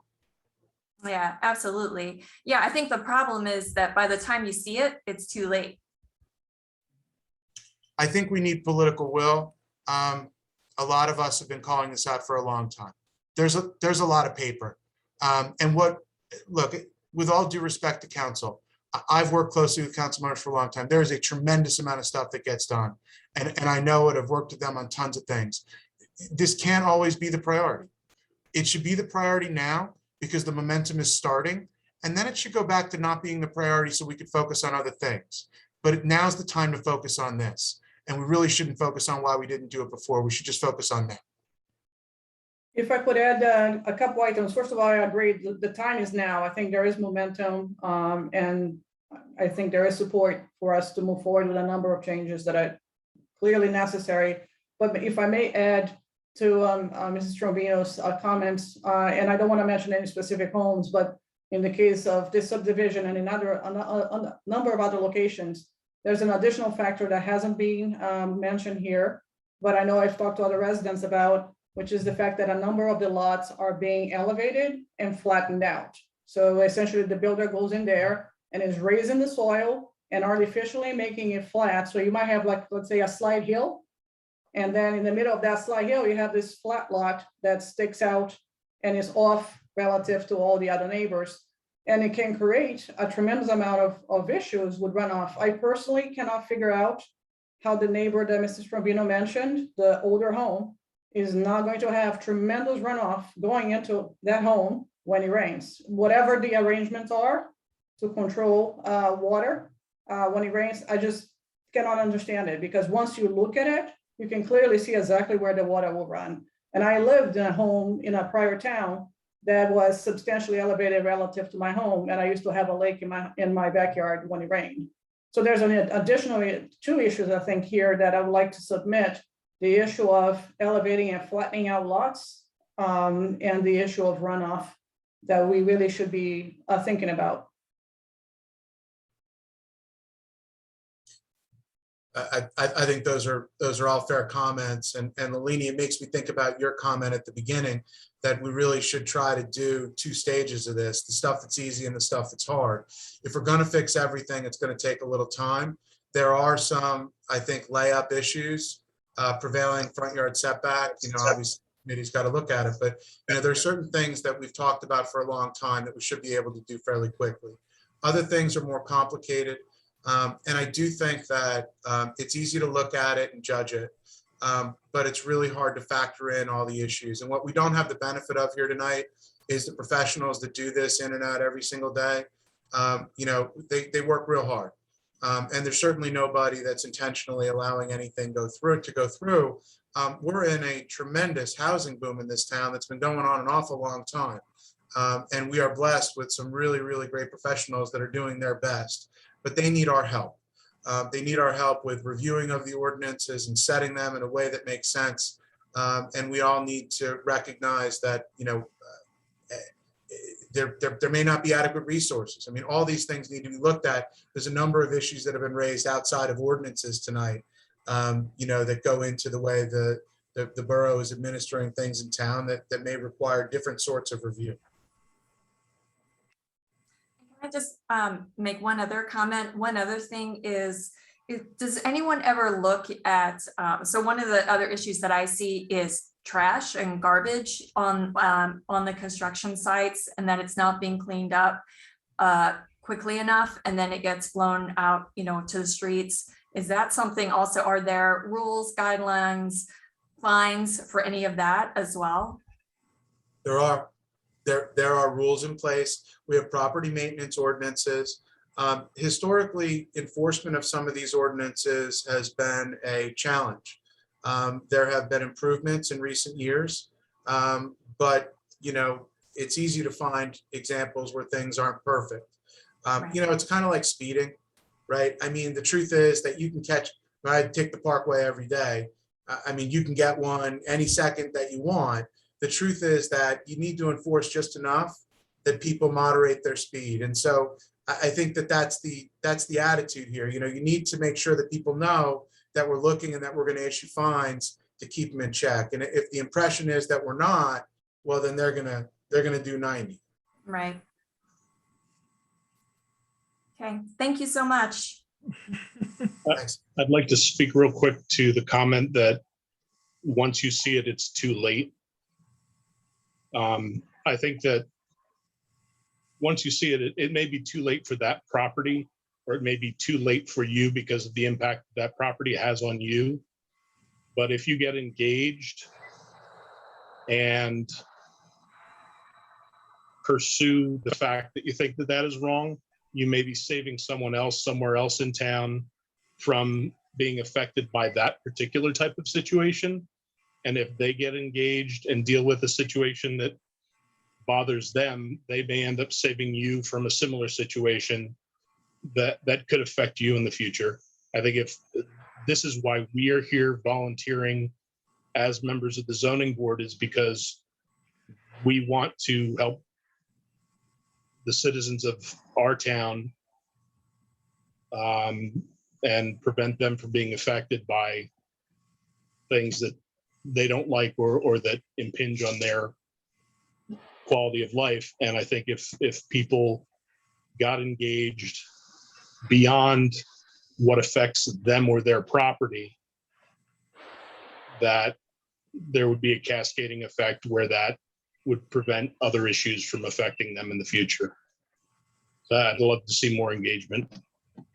Yeah, I totally agree. I think that's a great comment. It's too late for that house, but it's not too late for the next one. And there is a next one, so let's do it. Who's next? I'm going to bring in Stephanie. I'm not sure if it's the same person.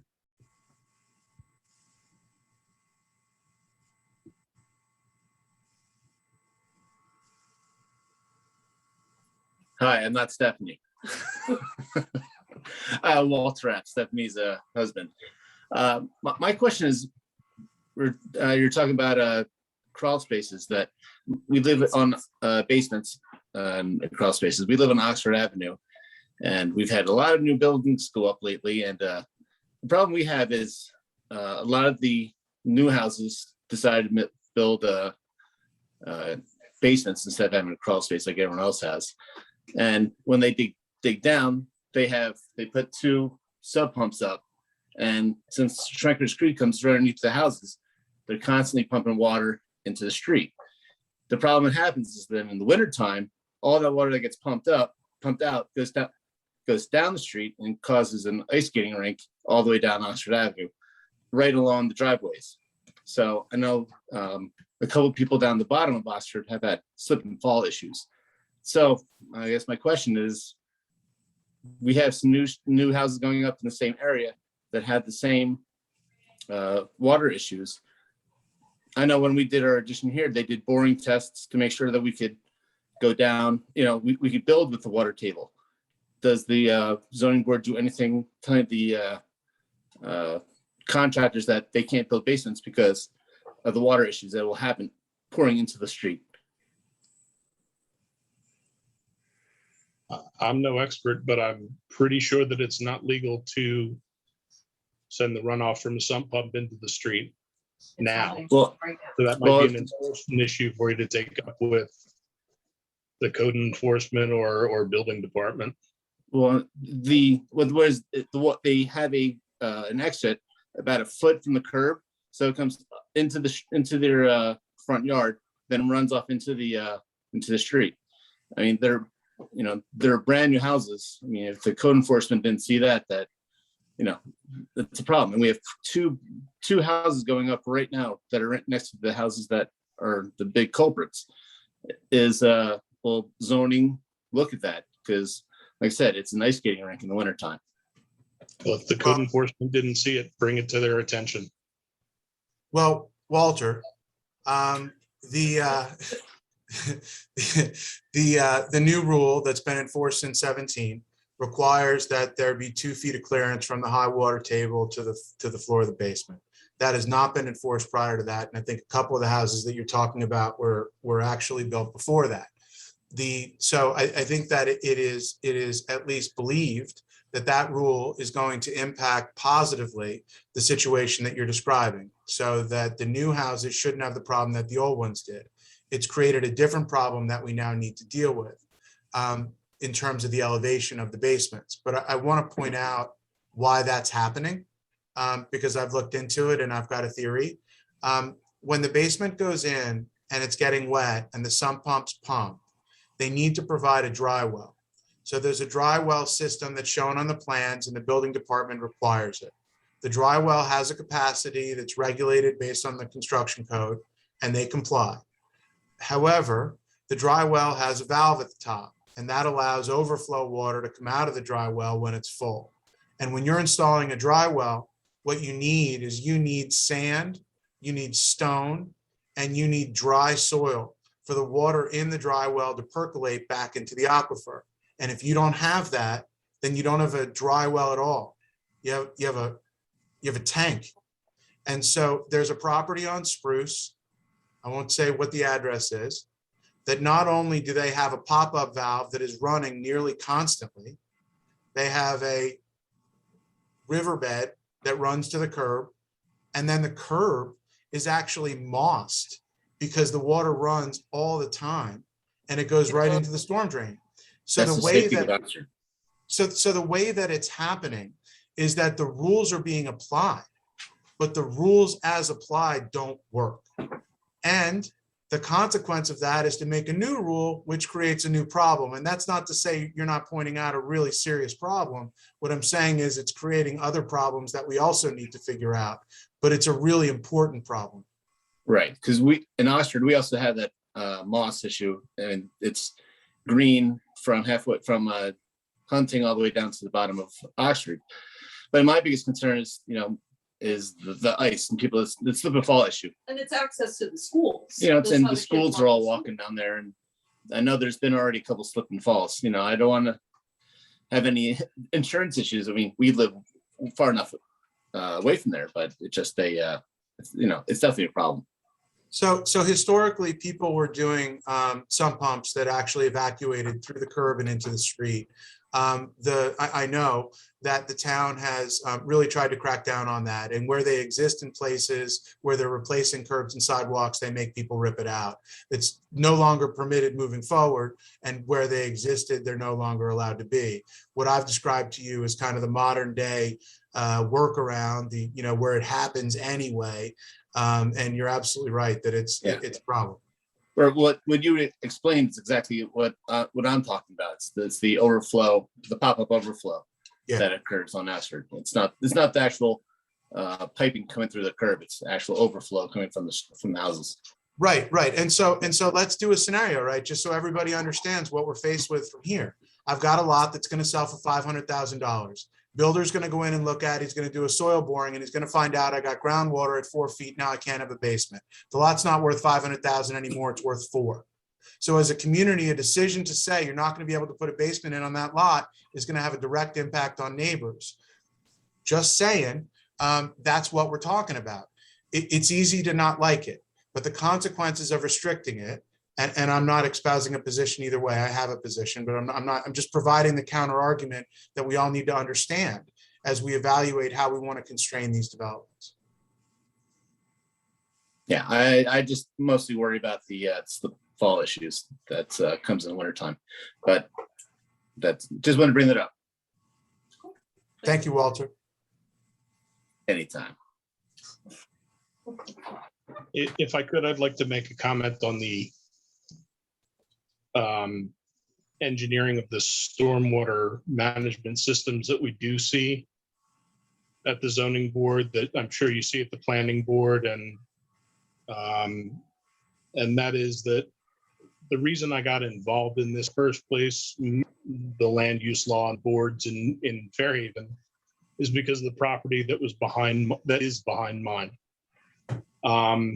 The stormwater management for that property and the grading for that property was studied and engineered and went before the zoning officer. It went before the planning board. It went through a lawsuit, through a Whispering Woods hearing, through a settlement.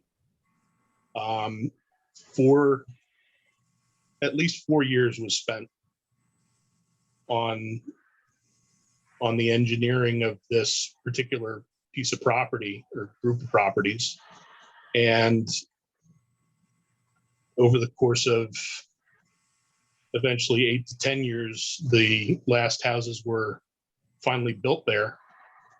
And a month after someone purchased the house behind mine, an excavator showed up to dig up the backyard because all that engineering and discussion and litigation and appeal that went into making sure that was all right didn't work. It didn't manage the stormwater, and they ended up with a landscaper drawing something on a piece of paper to come in and rework everything. And eventually that's what went back, because I saw the excavator sitting there in my backyard, and only because of that went back before borough officials, who eventually approved the new plan. And from that experience, I think that I'd like the people that volunteer with me on the zoning board and the public to know that we can only rely on what's presented to us. And honestly, even after that extreme amount of time that this thing was engineered, it really just didn't work in the end. So you're going to end up seeing a lot of that, even if things are built without requiring variances. If things do get variances, if things are subdivided, if they have plot plans, if the borough engineer is involved, in the end, it doesn't matter. It may just end up not working anyway. So it's just my experience. So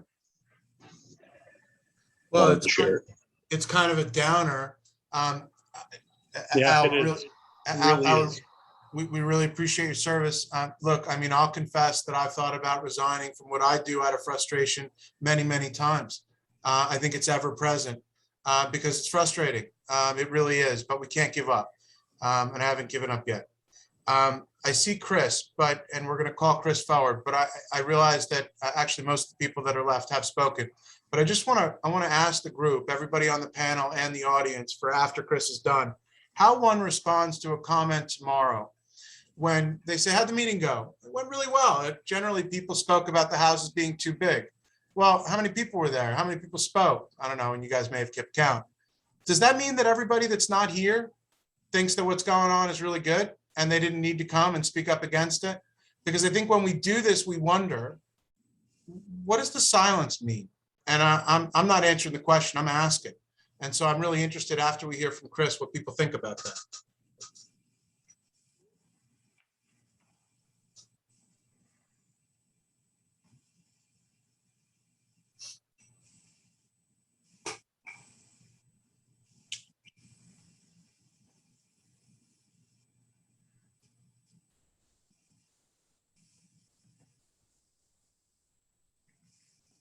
Sorry, I had to unmute.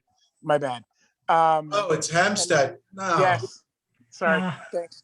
Hey, listen, I love what I'm hearing. I can't say I love what I'm hearing. I appreciate everything, and Todd and all the other council members who are on, and the zoning board members who I've served with in the past know that, look, it is a volunteer business, and I don't think that we have that much wrong with the zoning process. And I think we do have an issue with enforcement. I do think that Councilwoman Neff touched on a couple things about raising properties. Like, I can tell you, like, absolutely, matter of fact, and I've got records that show it, that I've sent emails to not only the borough administrator and the code enforcement officer and everyone that I could possibly think of, to show that a property behind my house on River Road that was being built was essentially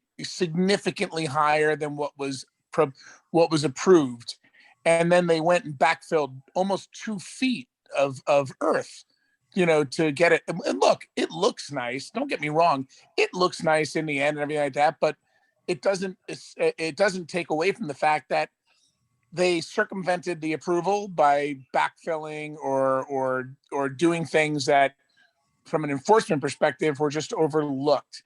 And despite the fact that me as an observed citizen or neighbor, showing it to members of the borough, members of the council, members of the zoning board, and saying, hey, who's in charge of this?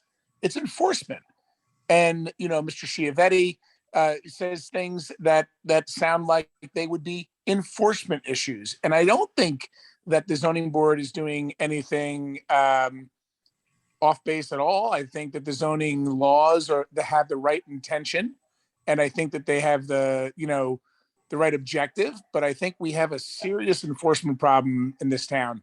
I think that and by the way, Todd, I appreciate what you said when you said at many times I've thought about resigning. I resigned, and you all know that, because I got so frustrated fighting for people to put up a portico over their front porch, or to extend their back deck, or to put up a light or something like that. And they were going through hours and hours and thousands of dollars of expert witnesses and lawyers to present to the zoning board, when all around me in River Oaks, these big, huge houses were going up over and over and over again. And I never saw them in the 10 years I served on the zoning board once come before us for a variance. So it was very frustrating to see on my part that people had to go through that process. And then to observe as a neighbor of someone who seems to have gotten away with anything they want without enforcement, it's just very frustrating. So I think our master plan is right. I think our building ordinances are right. I just think we have an enforcement problem. I don't know. I mean, maybe you agree or disagree, but I'm hearing Councilwoman Neff, and I'm hearing, Mr. Chiavetti and others, and it sounds like enforcement. I don't know how to fix it. I wish I did, but I'll stop there, Todd. And thanks for letting me speak. Yeah, I so appreciate your participation, everybody's, and Chris, your regular participation in the public process. Everybody's for that matter, but you regularly participate. I'm just teasing you. Thank you.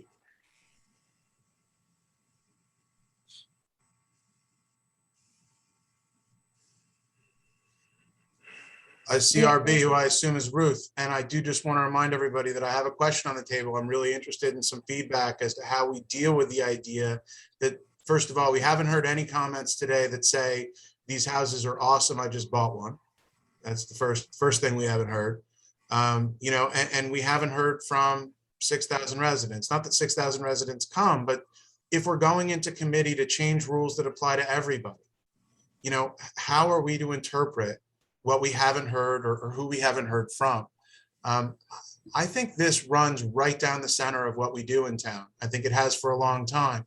And I don't really know how to deal with it, because there's a lot of people that don't speak up. And I don't know whether or not they're saying they think everything's all right, or whether they just don't come. I don't know. I think if anyone asks you how the meeting went, you should tell them it could have gone better, because they could have been there. Yeah. Todd, I don't think people respond unless their own ox is getting gored. And I think that's part of the problem. And, if it becomes a personal issue, then people tend to get involved. But I think it's important for people to recognize, and for us to get the message out, like you're trying to do tonight, that more people need to get involved so we can fix some of these problems. But unless you're involved personally, people aren't interested. It's unfortunate. Do we think that means that people don't want to be engaged, period, or that they generally think everything's going okay? I don't think it's either. I think that unless it affects them personally, people tend to respond what's in their own wheelhouse and what affects them personally. And I think if it doesn't affect them personally, then it doesn't become a primary issue in their lives. I have another pet peeve, and maybe it's time to introduce it, and maybe it's not. People buy a house, they buy a piece of property. They go on with their lives, and they go on with their plans. But when you have a plan, life tends to get in the way, as many people have said before. So people then come back and they buy a small house, and they come back before the board, and they want to They want to increase the footprint of their house because their family is growing. Well, I think that there's a point in time where, you know, people should take into consideration the constraints of the properties that they buy. And it's not, it is what it made, many times it is what it is.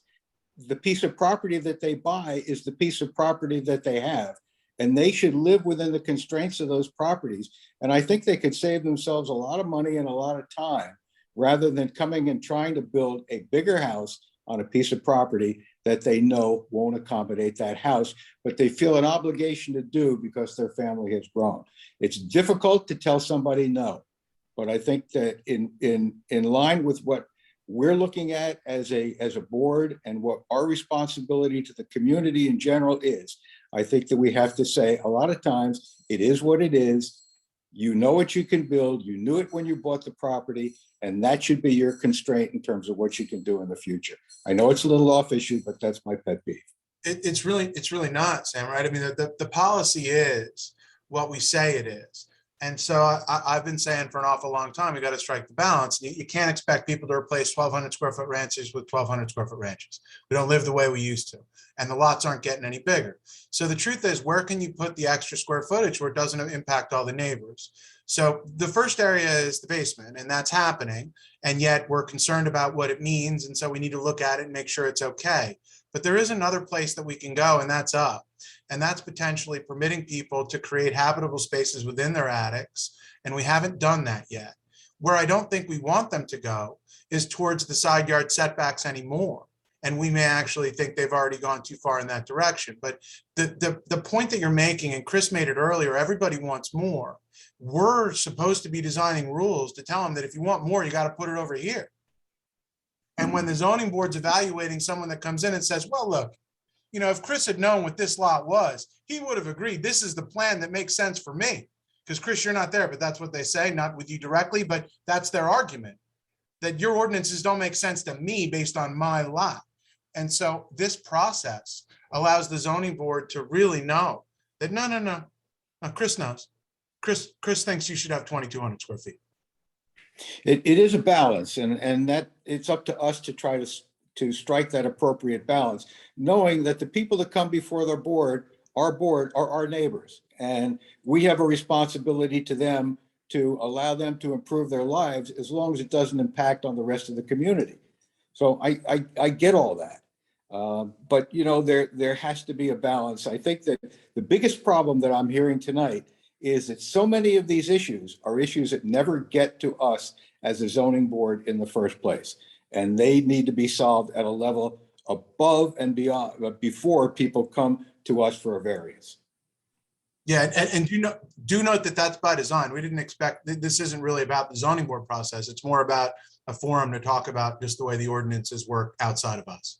I'm sorry, Chris, you're going to comment. You know, I was just going to say, you know, your question before is super important. Like, what did you think of the meeting? You know, what are you going to say tomorrow? And yes, I appreciate all the public input and all the volunteers are here and the professionals. But we've got, you know, if there were 60 people total, that's 1% of the town. When you have 6,000 people, you know, if we had 600 people, it'd be 10% of the town, but we didn't get 10%, we got 1%.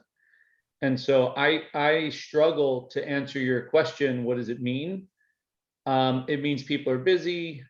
It means people might not be interested. Like Samuel said, you know, if it doesn't impact them, then they don't get involved. I got to think long and hard about that. And I don't know, and you know, somebody came up to me a week or two ago and said, 12 houses hit the market and they all sold in one day. So what do I do with that information? As I try to process that kind of information, that tells me people want to move here. They want to upgrade in town.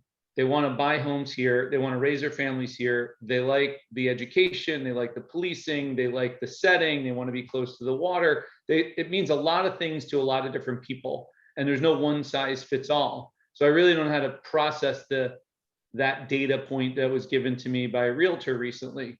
And I think it is along the same lines of the question that you just asked, which is, you know, like, what do we make of this meeting? What do we make of the feedback? And what do we make of the 99% of people who just didn't show up? or should we take something away from that? I have to think about that. I don't think I can give you a very good answer right now. It's not a good sign.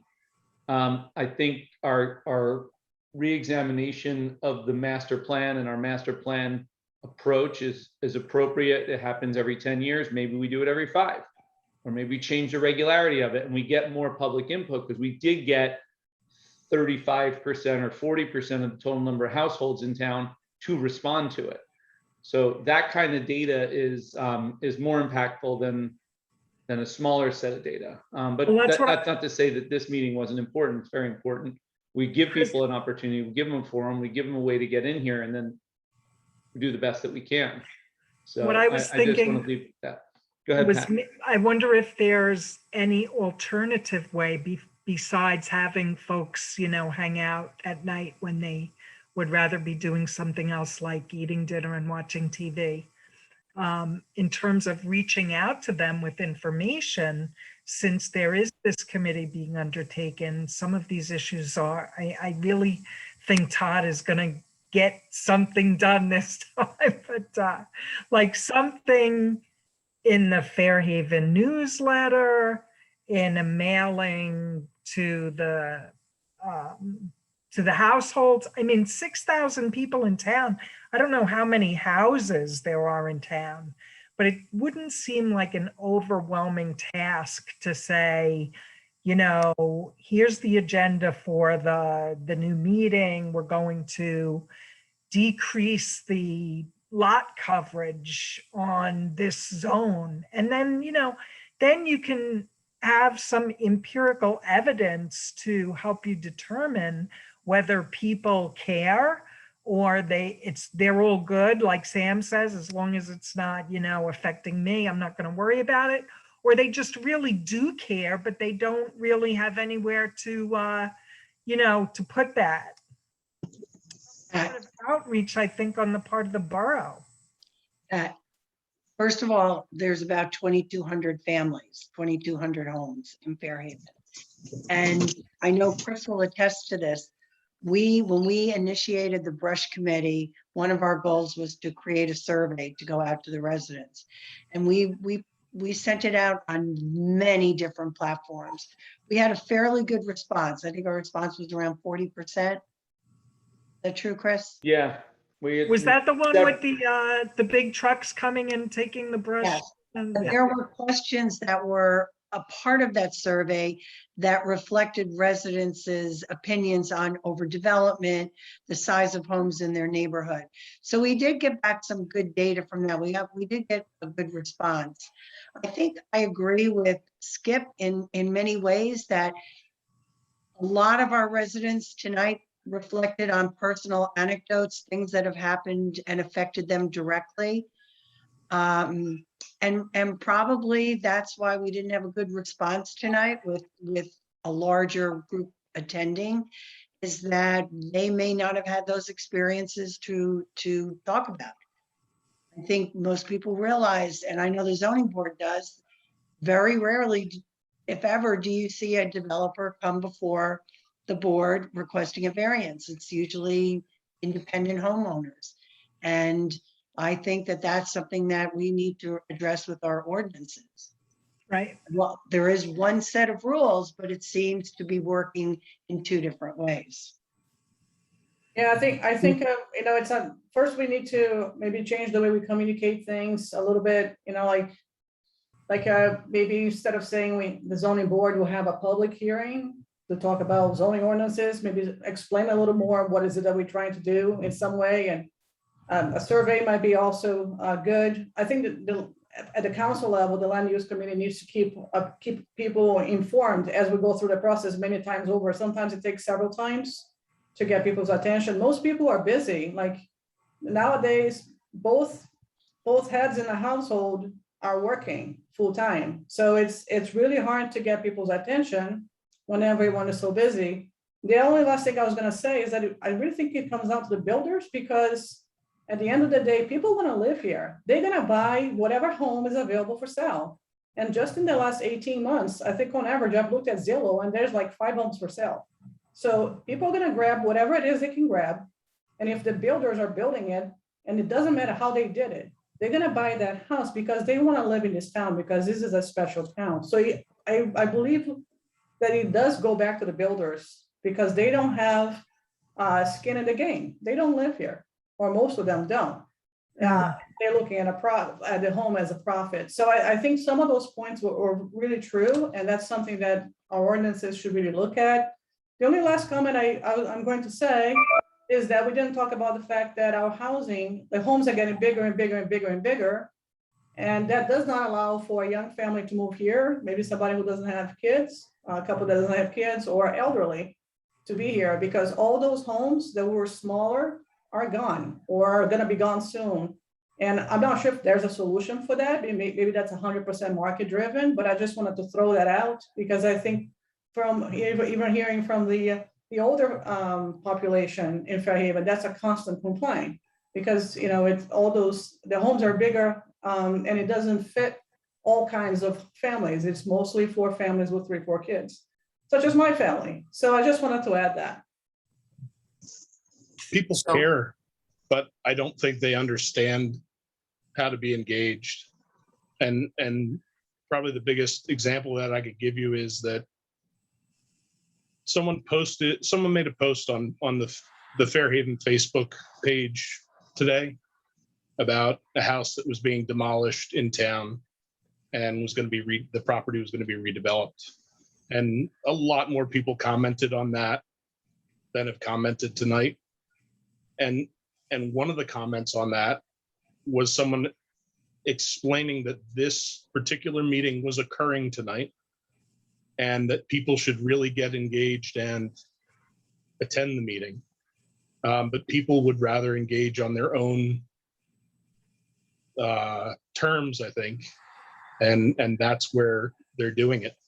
There are a lot of people that care about this, I think, that have no idea how to engage with the process of the council or the zoning board or the professionals at the borough, and they do make comments on Facebook constantly, and some of them have good points and some of them are trolls, but I don't know if there's any way to redirect that into a productive process. So at my request, there's 3 people that still want to comment. And so just before that, though, I just do want to clarify. I thought all those responses were awesome, by the way. This is a question that I think about often with regard to things going on politically, but mainly locally, because there's some people that like to say a lot of stuff, and me included, right? But the question is, at what point am I not in line? Am I not in tune with everyone else? And so we know what we think, but to what extent are our voices artificially inflated by the fact that we're willing to talk? And are the other people trying to say something too? Because these rule changes, to the extent that we make any, will affect everyone. And the ones that don't know it, under the skip theory that no one's going to complain until it'll be too late.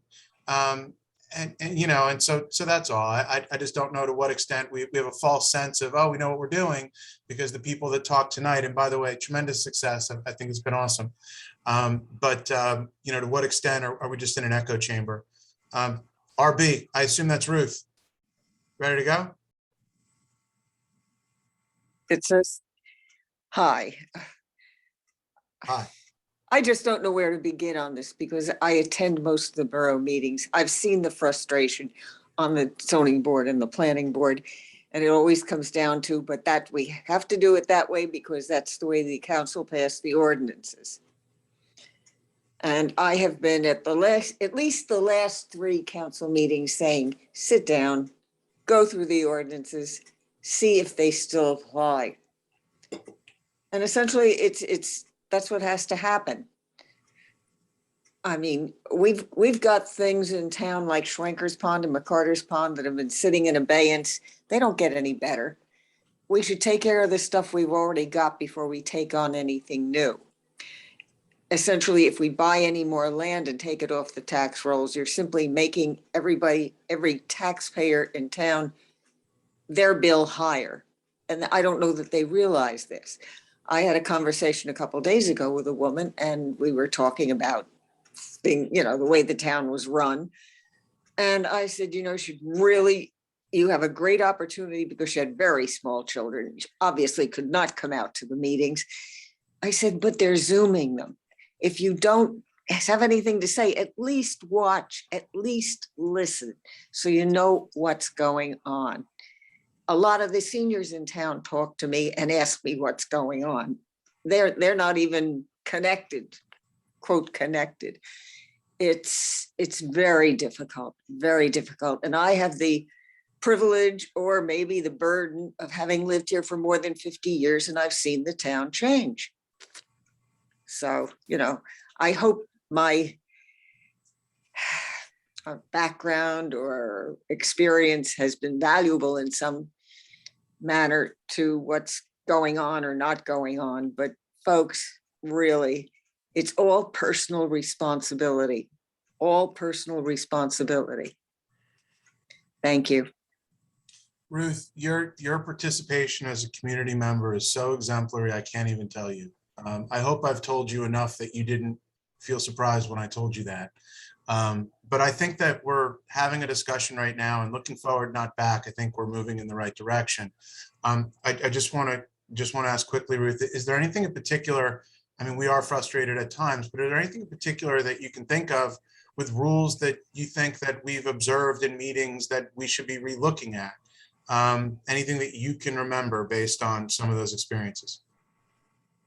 Not specifically, but I agree with the person who said our biggest problem is enforcement. And I think enforcement should not be limited to Joe Muley. I think enforcement should be part of our DPW who ride around town. They see the leaves out at the wrong time and the branches out at the wrong time. And also the police department who ride around in their cars. They can see when things are not right. And I think they, as employees, have a duty to do these things, to report it to either Rich or Teresa or whoever. And that's a form of enforcement. You're not going to get any cooperation on a grand scale unless there are consequences. Thank you. Yeah, I think that's a great comment. I know we've gotten a lot on enforcement tonight. I said it before, I just want to say it one more time. We've got a lot of really good people working in the borough. I think the council needs to direct those employees to do things that are supposed to be the focus or that they want to be the focus. But if you wanted to find a piece of litter, you can drive around and find one. The point is that we're never going to get it always right. And it's a little bit too easy to throw stones. And that's not to say that it's not worth looking at what we're throwing stones at. But we got to work together and we got to focus on the things that are good and we got to make them better and not have that lowest common denominator, that thing that we hate, cause us all to be so frustrated that we all quit. Looks like Stephanie's hanging in there.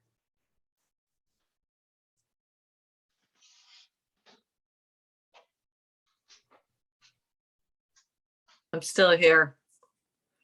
I just wanted to say, Ruth, I agree with so much of what you said. I agree that, on specifically, we're looking at all these new projects. We have so many projects that currently need our attention. So we should focus on those first. I also was scrolling through and I saw that Mayor Halpern was actually on the call. So I just wanted to congratulate him on his appointment. Josh, we're so lucky to have you.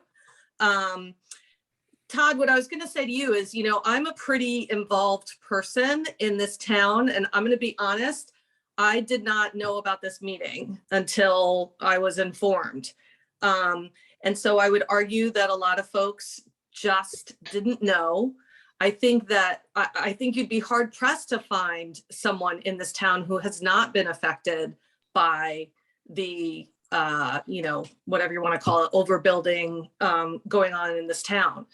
Specifically the situation that Wally was describing down the street. Those are friends of ours. Had they known about this meeting, I know that they would have wanted to be here, but I also know that they have 4 kids. They all play sports and they're probably somewhere else tonight. So I think that you're dealing with more so than disinterest. I don't think that's the issue at all. I think you're just dealing with very busy people. I think also a lot of our newer folks, myself included, I came from living in cities where, small town municipal governments, these issues were never on my radar, that I could get involved and that I could have a voice and a say in what was happening in my community. So I think there's a cultural problem, but from a purely marketing perspective, I would say, how else can we communicate these meetings? Or, is there a better way for folks to, express themselves? I was going to mention the brush survey. I think you guys got a pretty good response. Or if you did, just some kind of a mailing and, just ask people to give you written feedback, but feedback that they can provide on their own time, not at, 10 o'clock at night or whatever. It's difficult I don't even know who's eating in my house right now because I've been on the call. So I think that if you gave them another outlet that they could do on their own time, you would probably get a lot more feedback than you're getting tonight. I think people are concerned.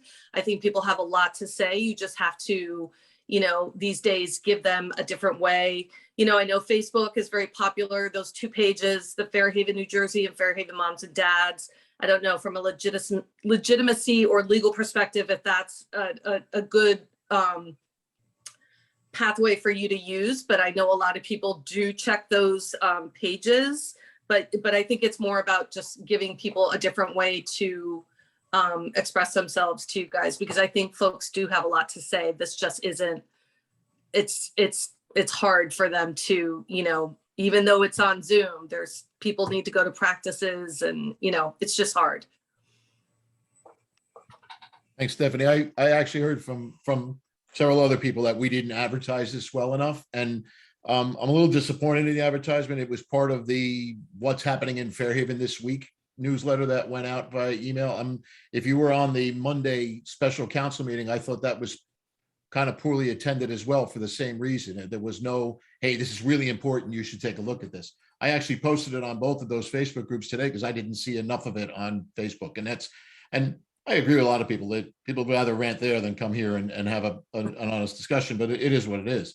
One thing, and I hate to say this, but I think we give people a little bit too much credit. You wouldn't believe the amount of people I heard months ago saying, hey, how do you know when they're going to discuss something in a council meeting or what's going to be discussed that day? I'm like, you gotta be kidding me. There's a Facebook page, there are mailings, there's, you name it, we've got it out there, and people still say, how do I didn't know about it. And you can't, there's only so much you can spoon feed, but I think we should have done a better job making this an important event rather than what's going on this week in town.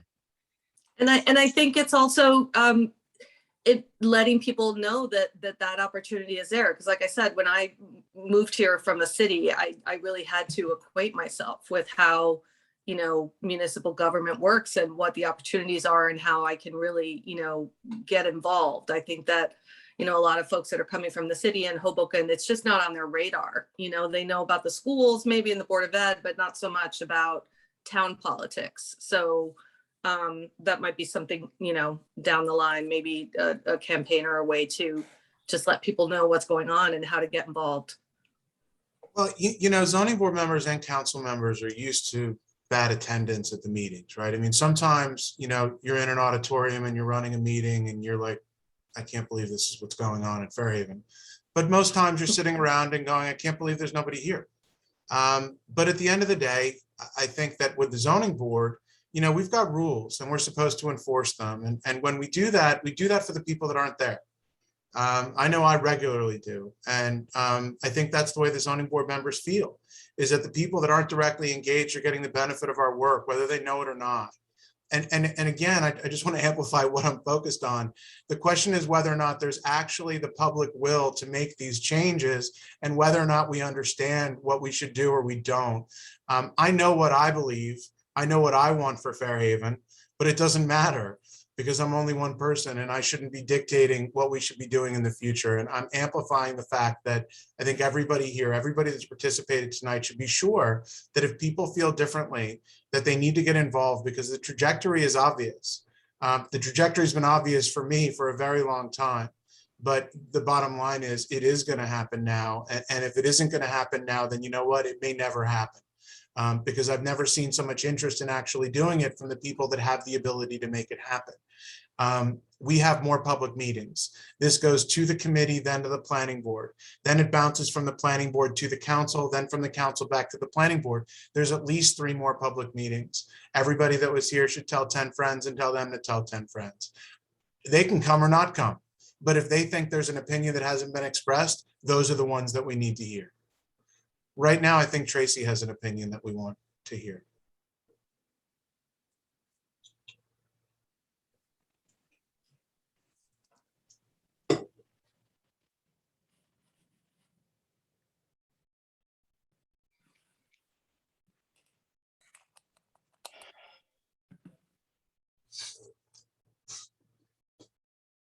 Hi.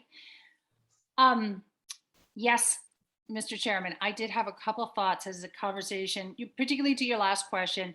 You know, I've been doing community development work for a long, long time. And I will tell you as a grad student, I have literally walked down the street to the local diner to hand out flyers, to invite people to get to a meeting, to come out, I mean, the same night as a meeting. So public engagement is this very fluid thing. And I will just tell you, at least based on my personal and professional experience, Fairhaven is an extremely engaged community.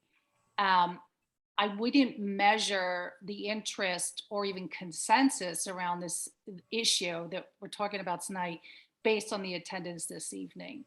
And I have 2 reasons for saying that. One, for all the reasons that people already talked about, life and busy and kids, and did we market it properly? Were there other better ways that we could have talked about it? What are the mechanisms to engage people, to hear from them? Such useful and important conversations. I look forward to being part of. But here's the thing. We already have a mandate. You, the council, already have a mandate on this issue. And Todd, you opened the meeting with this. When the master plan says, hey, there's 4 goals, and one of them is right sizing of buildings. That means when those professionals were hired by the municipality and told to go ahead and update the master plan, they went out to the community. They held the outreach and engagement sessions more than once, probably at least 3 times, to call that kind of finding, to then present it in the master plan.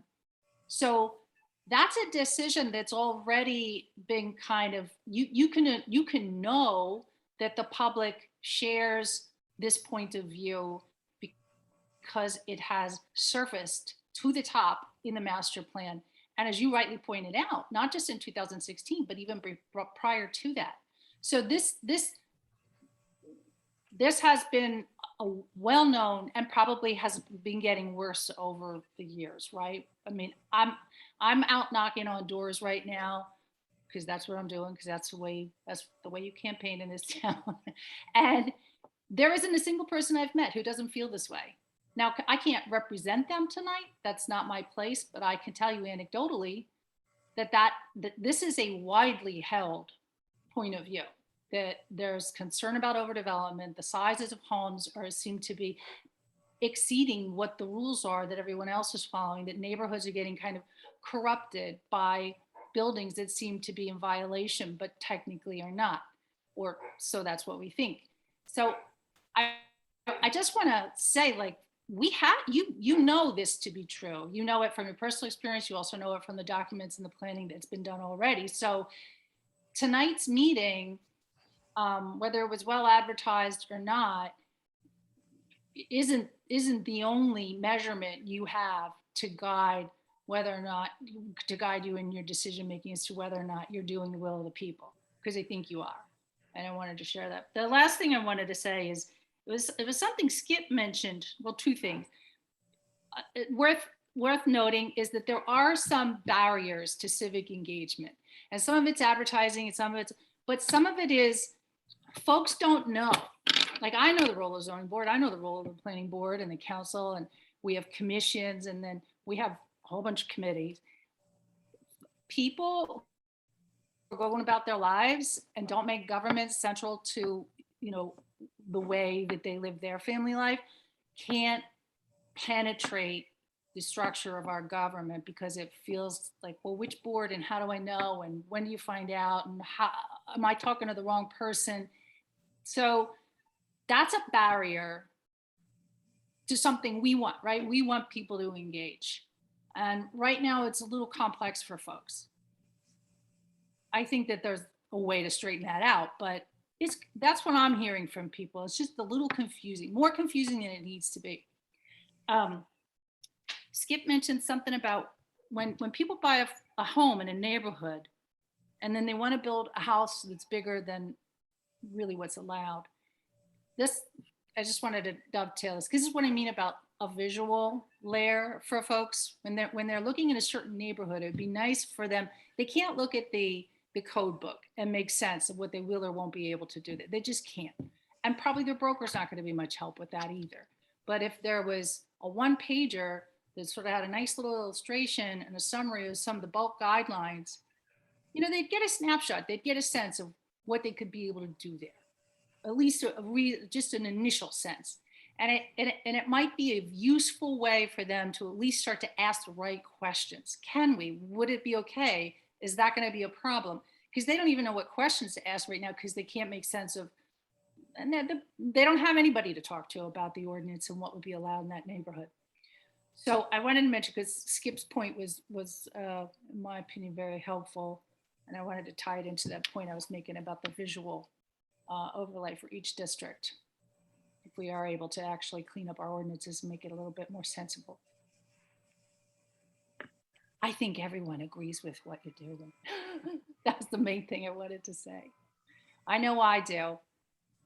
So Tracy, you really have been out and talked to a lot of people, and I think it's really valuable that you're hearing that from people. And I don't think there's any reason to question what you're saying. I know that Sonia is also out, and I'm interested in hearing from her if she's still tuned in as to what she's hearing.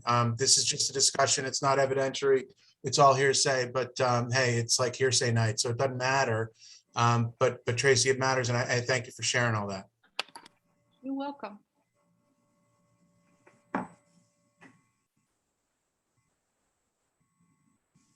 So I see Melissa has her hand up, and Sonia, if you're willing to answer my question and add to this, if you could raise your hand. Otherwise we'll just go with what Tracy said.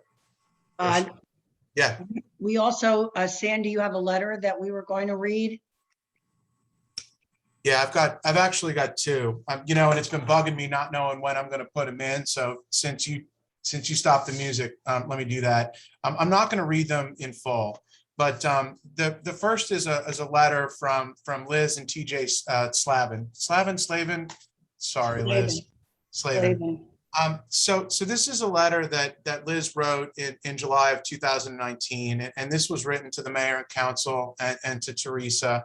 And the letter actually goes through some concerns about what's going on. And Liz sent this to me today, and she actually asked me to bring it to the attention of the panel tonight. And so anyway, so she kind of starts where I started. She's got the 2016 master plan reexamination. She's got the same clips that I did. I didn't copy off her. I actually had it first. That's actually not true. She wrote it in 2019. She also talks about subdivisions, which we also heard tonight, and her concerns there. And then she also speaks of corners and odd shaped lots and problems. I'm going to submit this letter to the committee. We're going to pull some notes together based on what we came up with tonight. And so the committee is going to have the benefit of this. The other letter is a little bit more complicated. The other letter is from John and Mary Briel. Briel, did I say that right? Yeah. So the Briels live on Linden, and the Briels have been dealing with a problem as they perceive it on a new development on Spruce. And those of us that have actually been engaged as part of this process with the Briels have recognized what they've kind of gone through and trying to understand, how the heck you could build what's being built behind their house. And so the letter tries to bring our attention to, number one, building height and the way that it's calculated and the direct impact on them and their home. Number two is soil and fill. and the regulations with regard to that, because in that particular development, there's a lot of concern about what was brought in and the raising of the grade. The next is the detached garage usage. The situation in particular is that there's a detached garage, which is very similar to the wrap situation. Stephanie mentioned the situation at her home, situation I'm very familiar with, is very similar. I'll summarize it this way. When we adopted the ordinance to promote detached garages, we introduced detached garages into neighborhoods that didn't have detached garages before. And so if you're in a neighborhood where most people have attached garages, you don't really probably recognize what it means to have a detached garage move right to the property boundary. But what it does is it changes the character of the way that feels, because you got a big structure where you didn't have one before. The other thing it does, it takes a driveway and it runs it down the property. And if you live near the noisy neighbor I used to in Highlands that had the 1960s clunker that used to wake me up at 6 o'clock in the morning every day when he went to work, you know that it's not always great to have those driveways in neighborhoods that don't otherwise have them. The other thing is that when we adopted the ordinance in 14 to promote the creation of the detached garages, we didn't think thoughtfully enough about what the setbacks were going to be.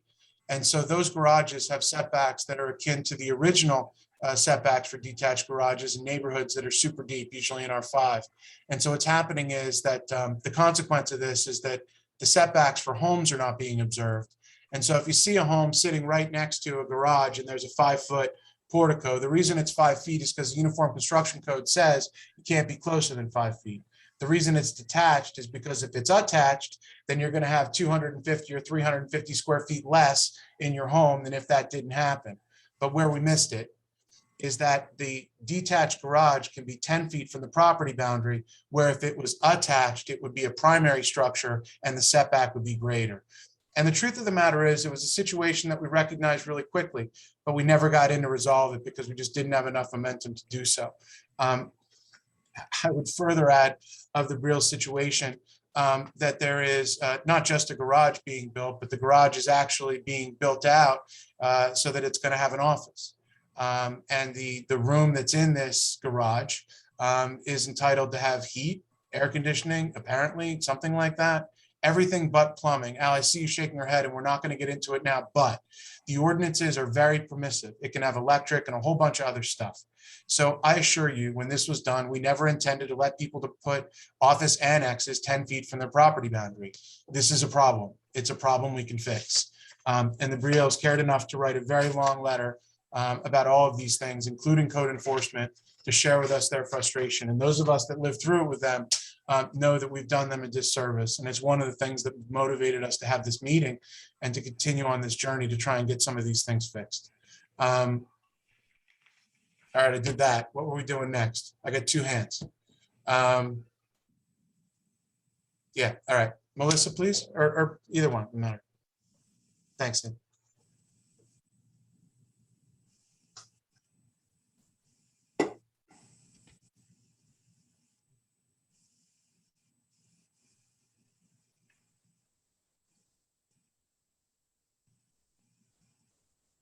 Unmuted. Hello?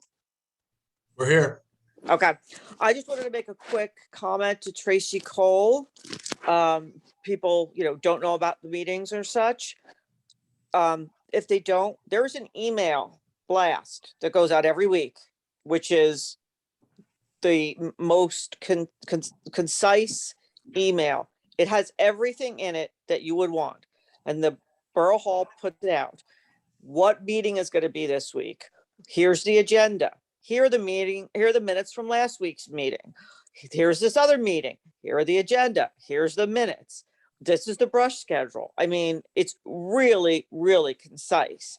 And if they're getting this and they're still not, knowing when the meetings are, then they just don't want to be involved, because that email blast is, I think it's only started with the past couple months, has everything in it that you would want to know, every link to everything. So it's a very good feature that they've started doing.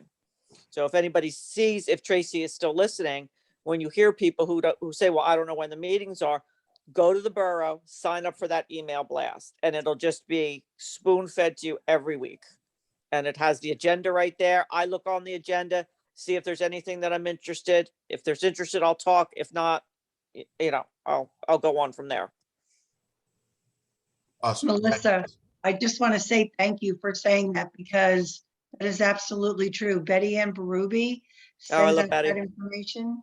And also, if you're not receiving it, all you have to do, you just call Borough Hall and ask for Betty Ann, give her your email address, and she'll have you on constant contact. She'll have you on all of the platforms that we send out on. I've been getting it, and especially when you want to go back to even like, when you brush your leaves out, and they'll say, okay, zone C, this is your week.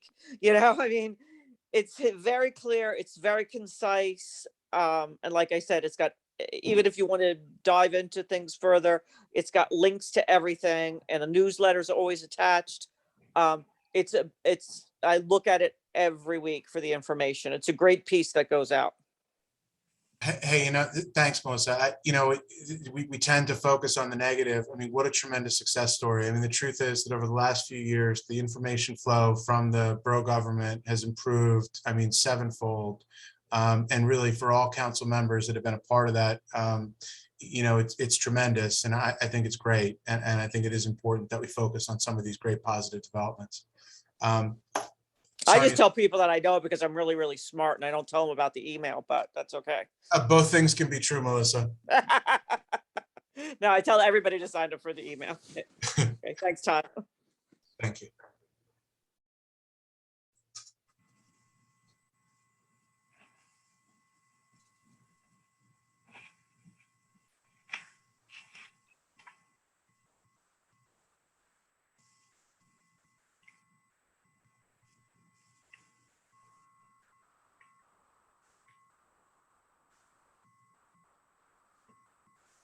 So I asked you a question and you're back to answer? I have been out talking to a lot of people, and so the things that I mentioned before have definitely come up very frequently, so I won't go over those again. There are a few other things that I should have mentioned that I've heard as well. One of them was, just going back to properties being so close to to their neighbors. I have heard from neighbors that they are very concerned about losing their sunlight. With the properties getting closer and taller, the impacts to the residents next door are definitely being felt, and people really do want us to take a look at that. Another thing I've heard from several people is they've asked about affordable housing. I think it goes back to, I think Lalina, you mentioned it, and others as well, about making homes affordable and what is our plan for that. So I don't know where that fits into our plan, but that's something else I am hearing. And then the last thing that I'm hearing as well is around parking. Apparently, the larger homes are decreasing the driveways, which is causing more people to park on the streets. So you're getting more street parking in some cases, and for some streets that is problematic. So those are some other things that I am hearing as I'm out talking to people. That's fantastic. Thank you so much for sharing that. You're welcome. Okay. I have extracted a lot of perhaps comments that maybe people didn't come with. Before I suggest that we wrap up, anybody not raising their hand because it's too tiring to do so? Okay. So, it was really, really great to get everybody together.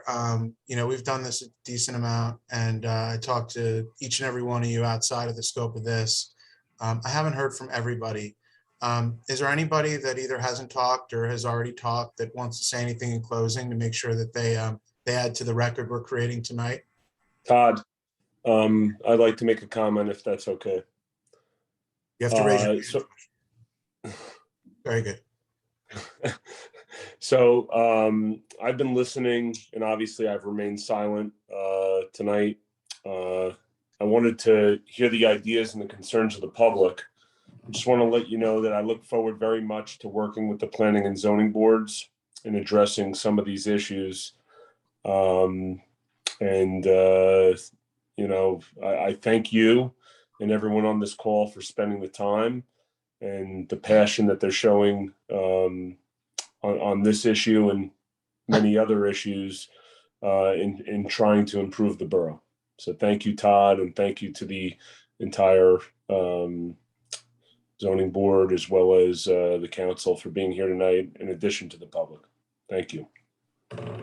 Well, and we all owe you a big thank you as well, Josh. Welcome aboard, and we look forward to your future leadership. Anyone else?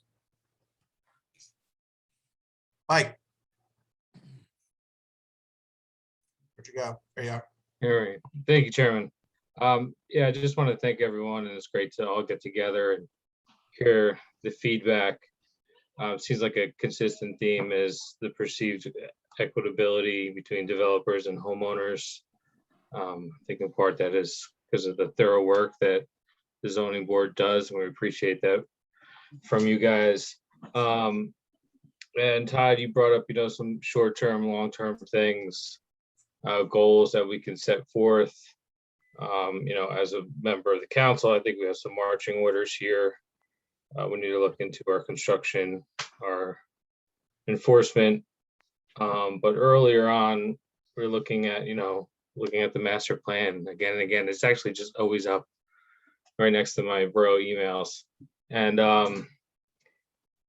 short-term goals. I mean, we've covered fair share housing, and right next to it is the fee ordinances for tree preservation. And that was an early topic talked a lot about. And I think maybe the council, we should look into something like that to, I think it was Dave on the shade tree, disincentivize the tree cutting.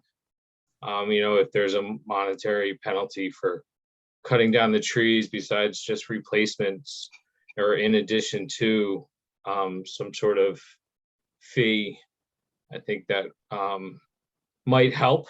I'm just kind of brainstorming here, but I look forward to discussing a lot of these issues brought up, and hopefully we can get some short-term, long-term goals here fixed. So thank you. Hey, Mike, I just want to say, actually, it's specific to you, but it goes across the council. You all are working so hard, and I've seen you working on all your issues. And I think that the frustration that you might read in me is because this is my issue. I don't care about the other stuff nearly as much, but that doesn't mean other people don't. And so to the extent that I've created any impression tonight, there's not enough attention on this issue. That isn't where the focus should be. It should be looking forward. But there's no lack of focus here because people aren't working hard. We are so blessed with a council that is engaged and with so much active participation in trying to do great things in Fairhaven. There's a lot of stuff ahead, but we've been working really hard. This is an awesome place because we have a council that helps to make sure that it's an awesome place from the top down. And we should all be very, very thankful that this is our town.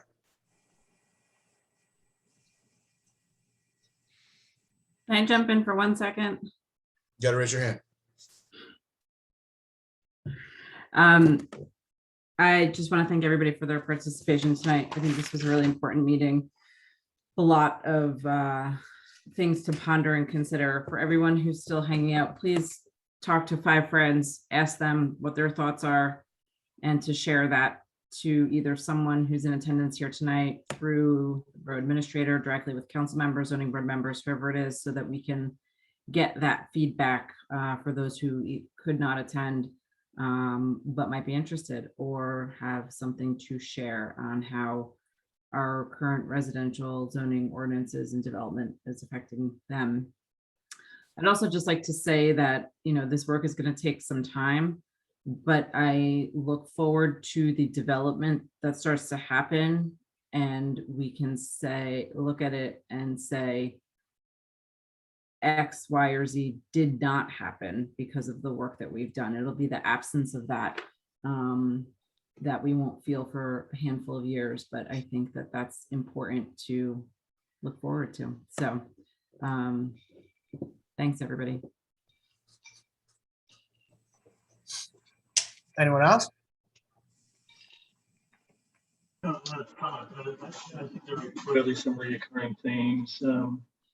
And just the one thought when you were just speaking, and just lack of, or concern of lack of participation. I think at some point, people in general think that, yes, this group is doing all that they can and doing all that they can for the good of the borough. So they're not home worrying about some of the things that we worry about day in and day out. And I think that's a bit of a burden on you and council and everybody here and the mayor, but that's sort of how I think people roll. And I would agree with, Dr. Lawfer that, unless it's sort of like something burning down in my backyard, I'm probably, not going to be too concerned about. But, the trees clearly an issue. We live in a peninsula. So, you always hear these runoff issues. I think that should be something that we should always be looking at. There's clearly a battle between the resident builder and the professional builders. And I don't know what we could ever do to prevent a professional builder from seeing opportunities to continue to peel away at anything a governing body produces. And this enforcement issue, I think, they're overwhelmed. And I don't have an answer here, but I know, and I've seen it. And I think somebody mentioned it tonight. Well, if you see something, say something, sure. But I don't think we have the right boots on the ground, so to speak. That's even enforcing things like a clean site, regardless of raising up a property's elevation. So this is very good talk. I think you've got some momentum here. This is clearly a time to get this right again. And I'm all for helping in any way I can. So thank you. Stuff, John. Thanks.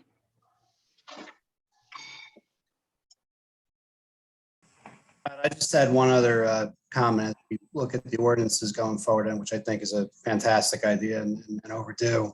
I've heard feedback from people who have gone through the variance process, particularly if they don't have the benefit of professionals, that it's confusing, it's a grind, it's expensive.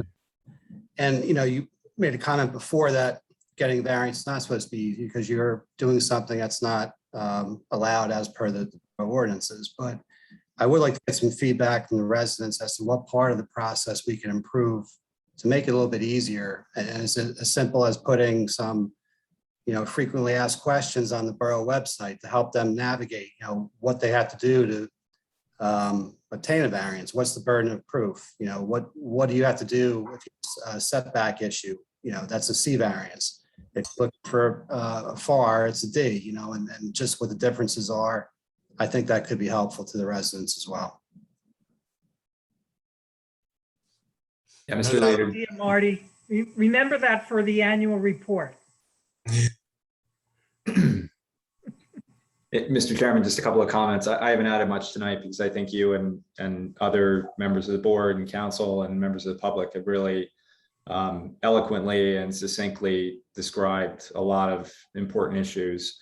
I think, and just in terms of civic engagement, there's been a lot of discussion on that. And I just want to commend everybody, particularly from members of the public that are here and taking the time tonight to just provide feedback. I think that's extremely important.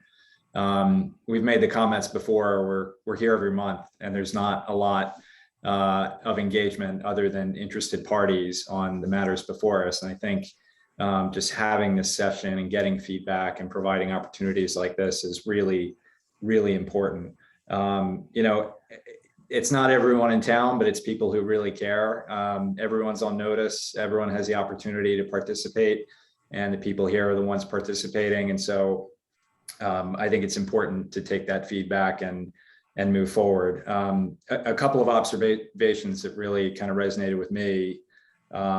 One is that we only see on the zoning board what we observe. And as you pointed out, Mr. Chairman, it's not the vast majority of development in town. And so I think there is an opportunity there to get feedback. And we obviously have very hardworking and good zoning and construction officials in the borough. But maybe it's a matter of funding or feedback or just focus and soliciting feedback from those people to kind of understand the issues they're seeing.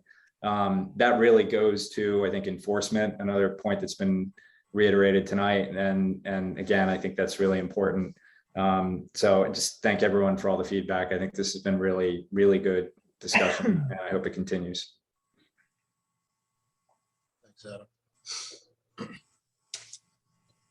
Anyone else?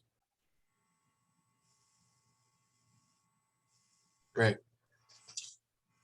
Okay. We're gonna do a motion to adjourn. That's it. Can I just thank everybody? There really aren't enough opportunities to do this. And so I specifically want to just again, thank the council. Let's really do it this time. Let's really do it. I'm afraid of what happens if we don't do it. I really am. Motion to adjourn. Second. All in favor? All right. Bye. Stay safe, everyone. Thank you, everybody. Good night. Thank you. Thank you, Sandy. Thank you, Sam.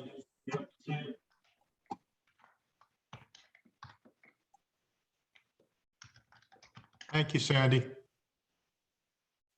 Thank you, Mr. Irene. Mike. See you guys. Mike.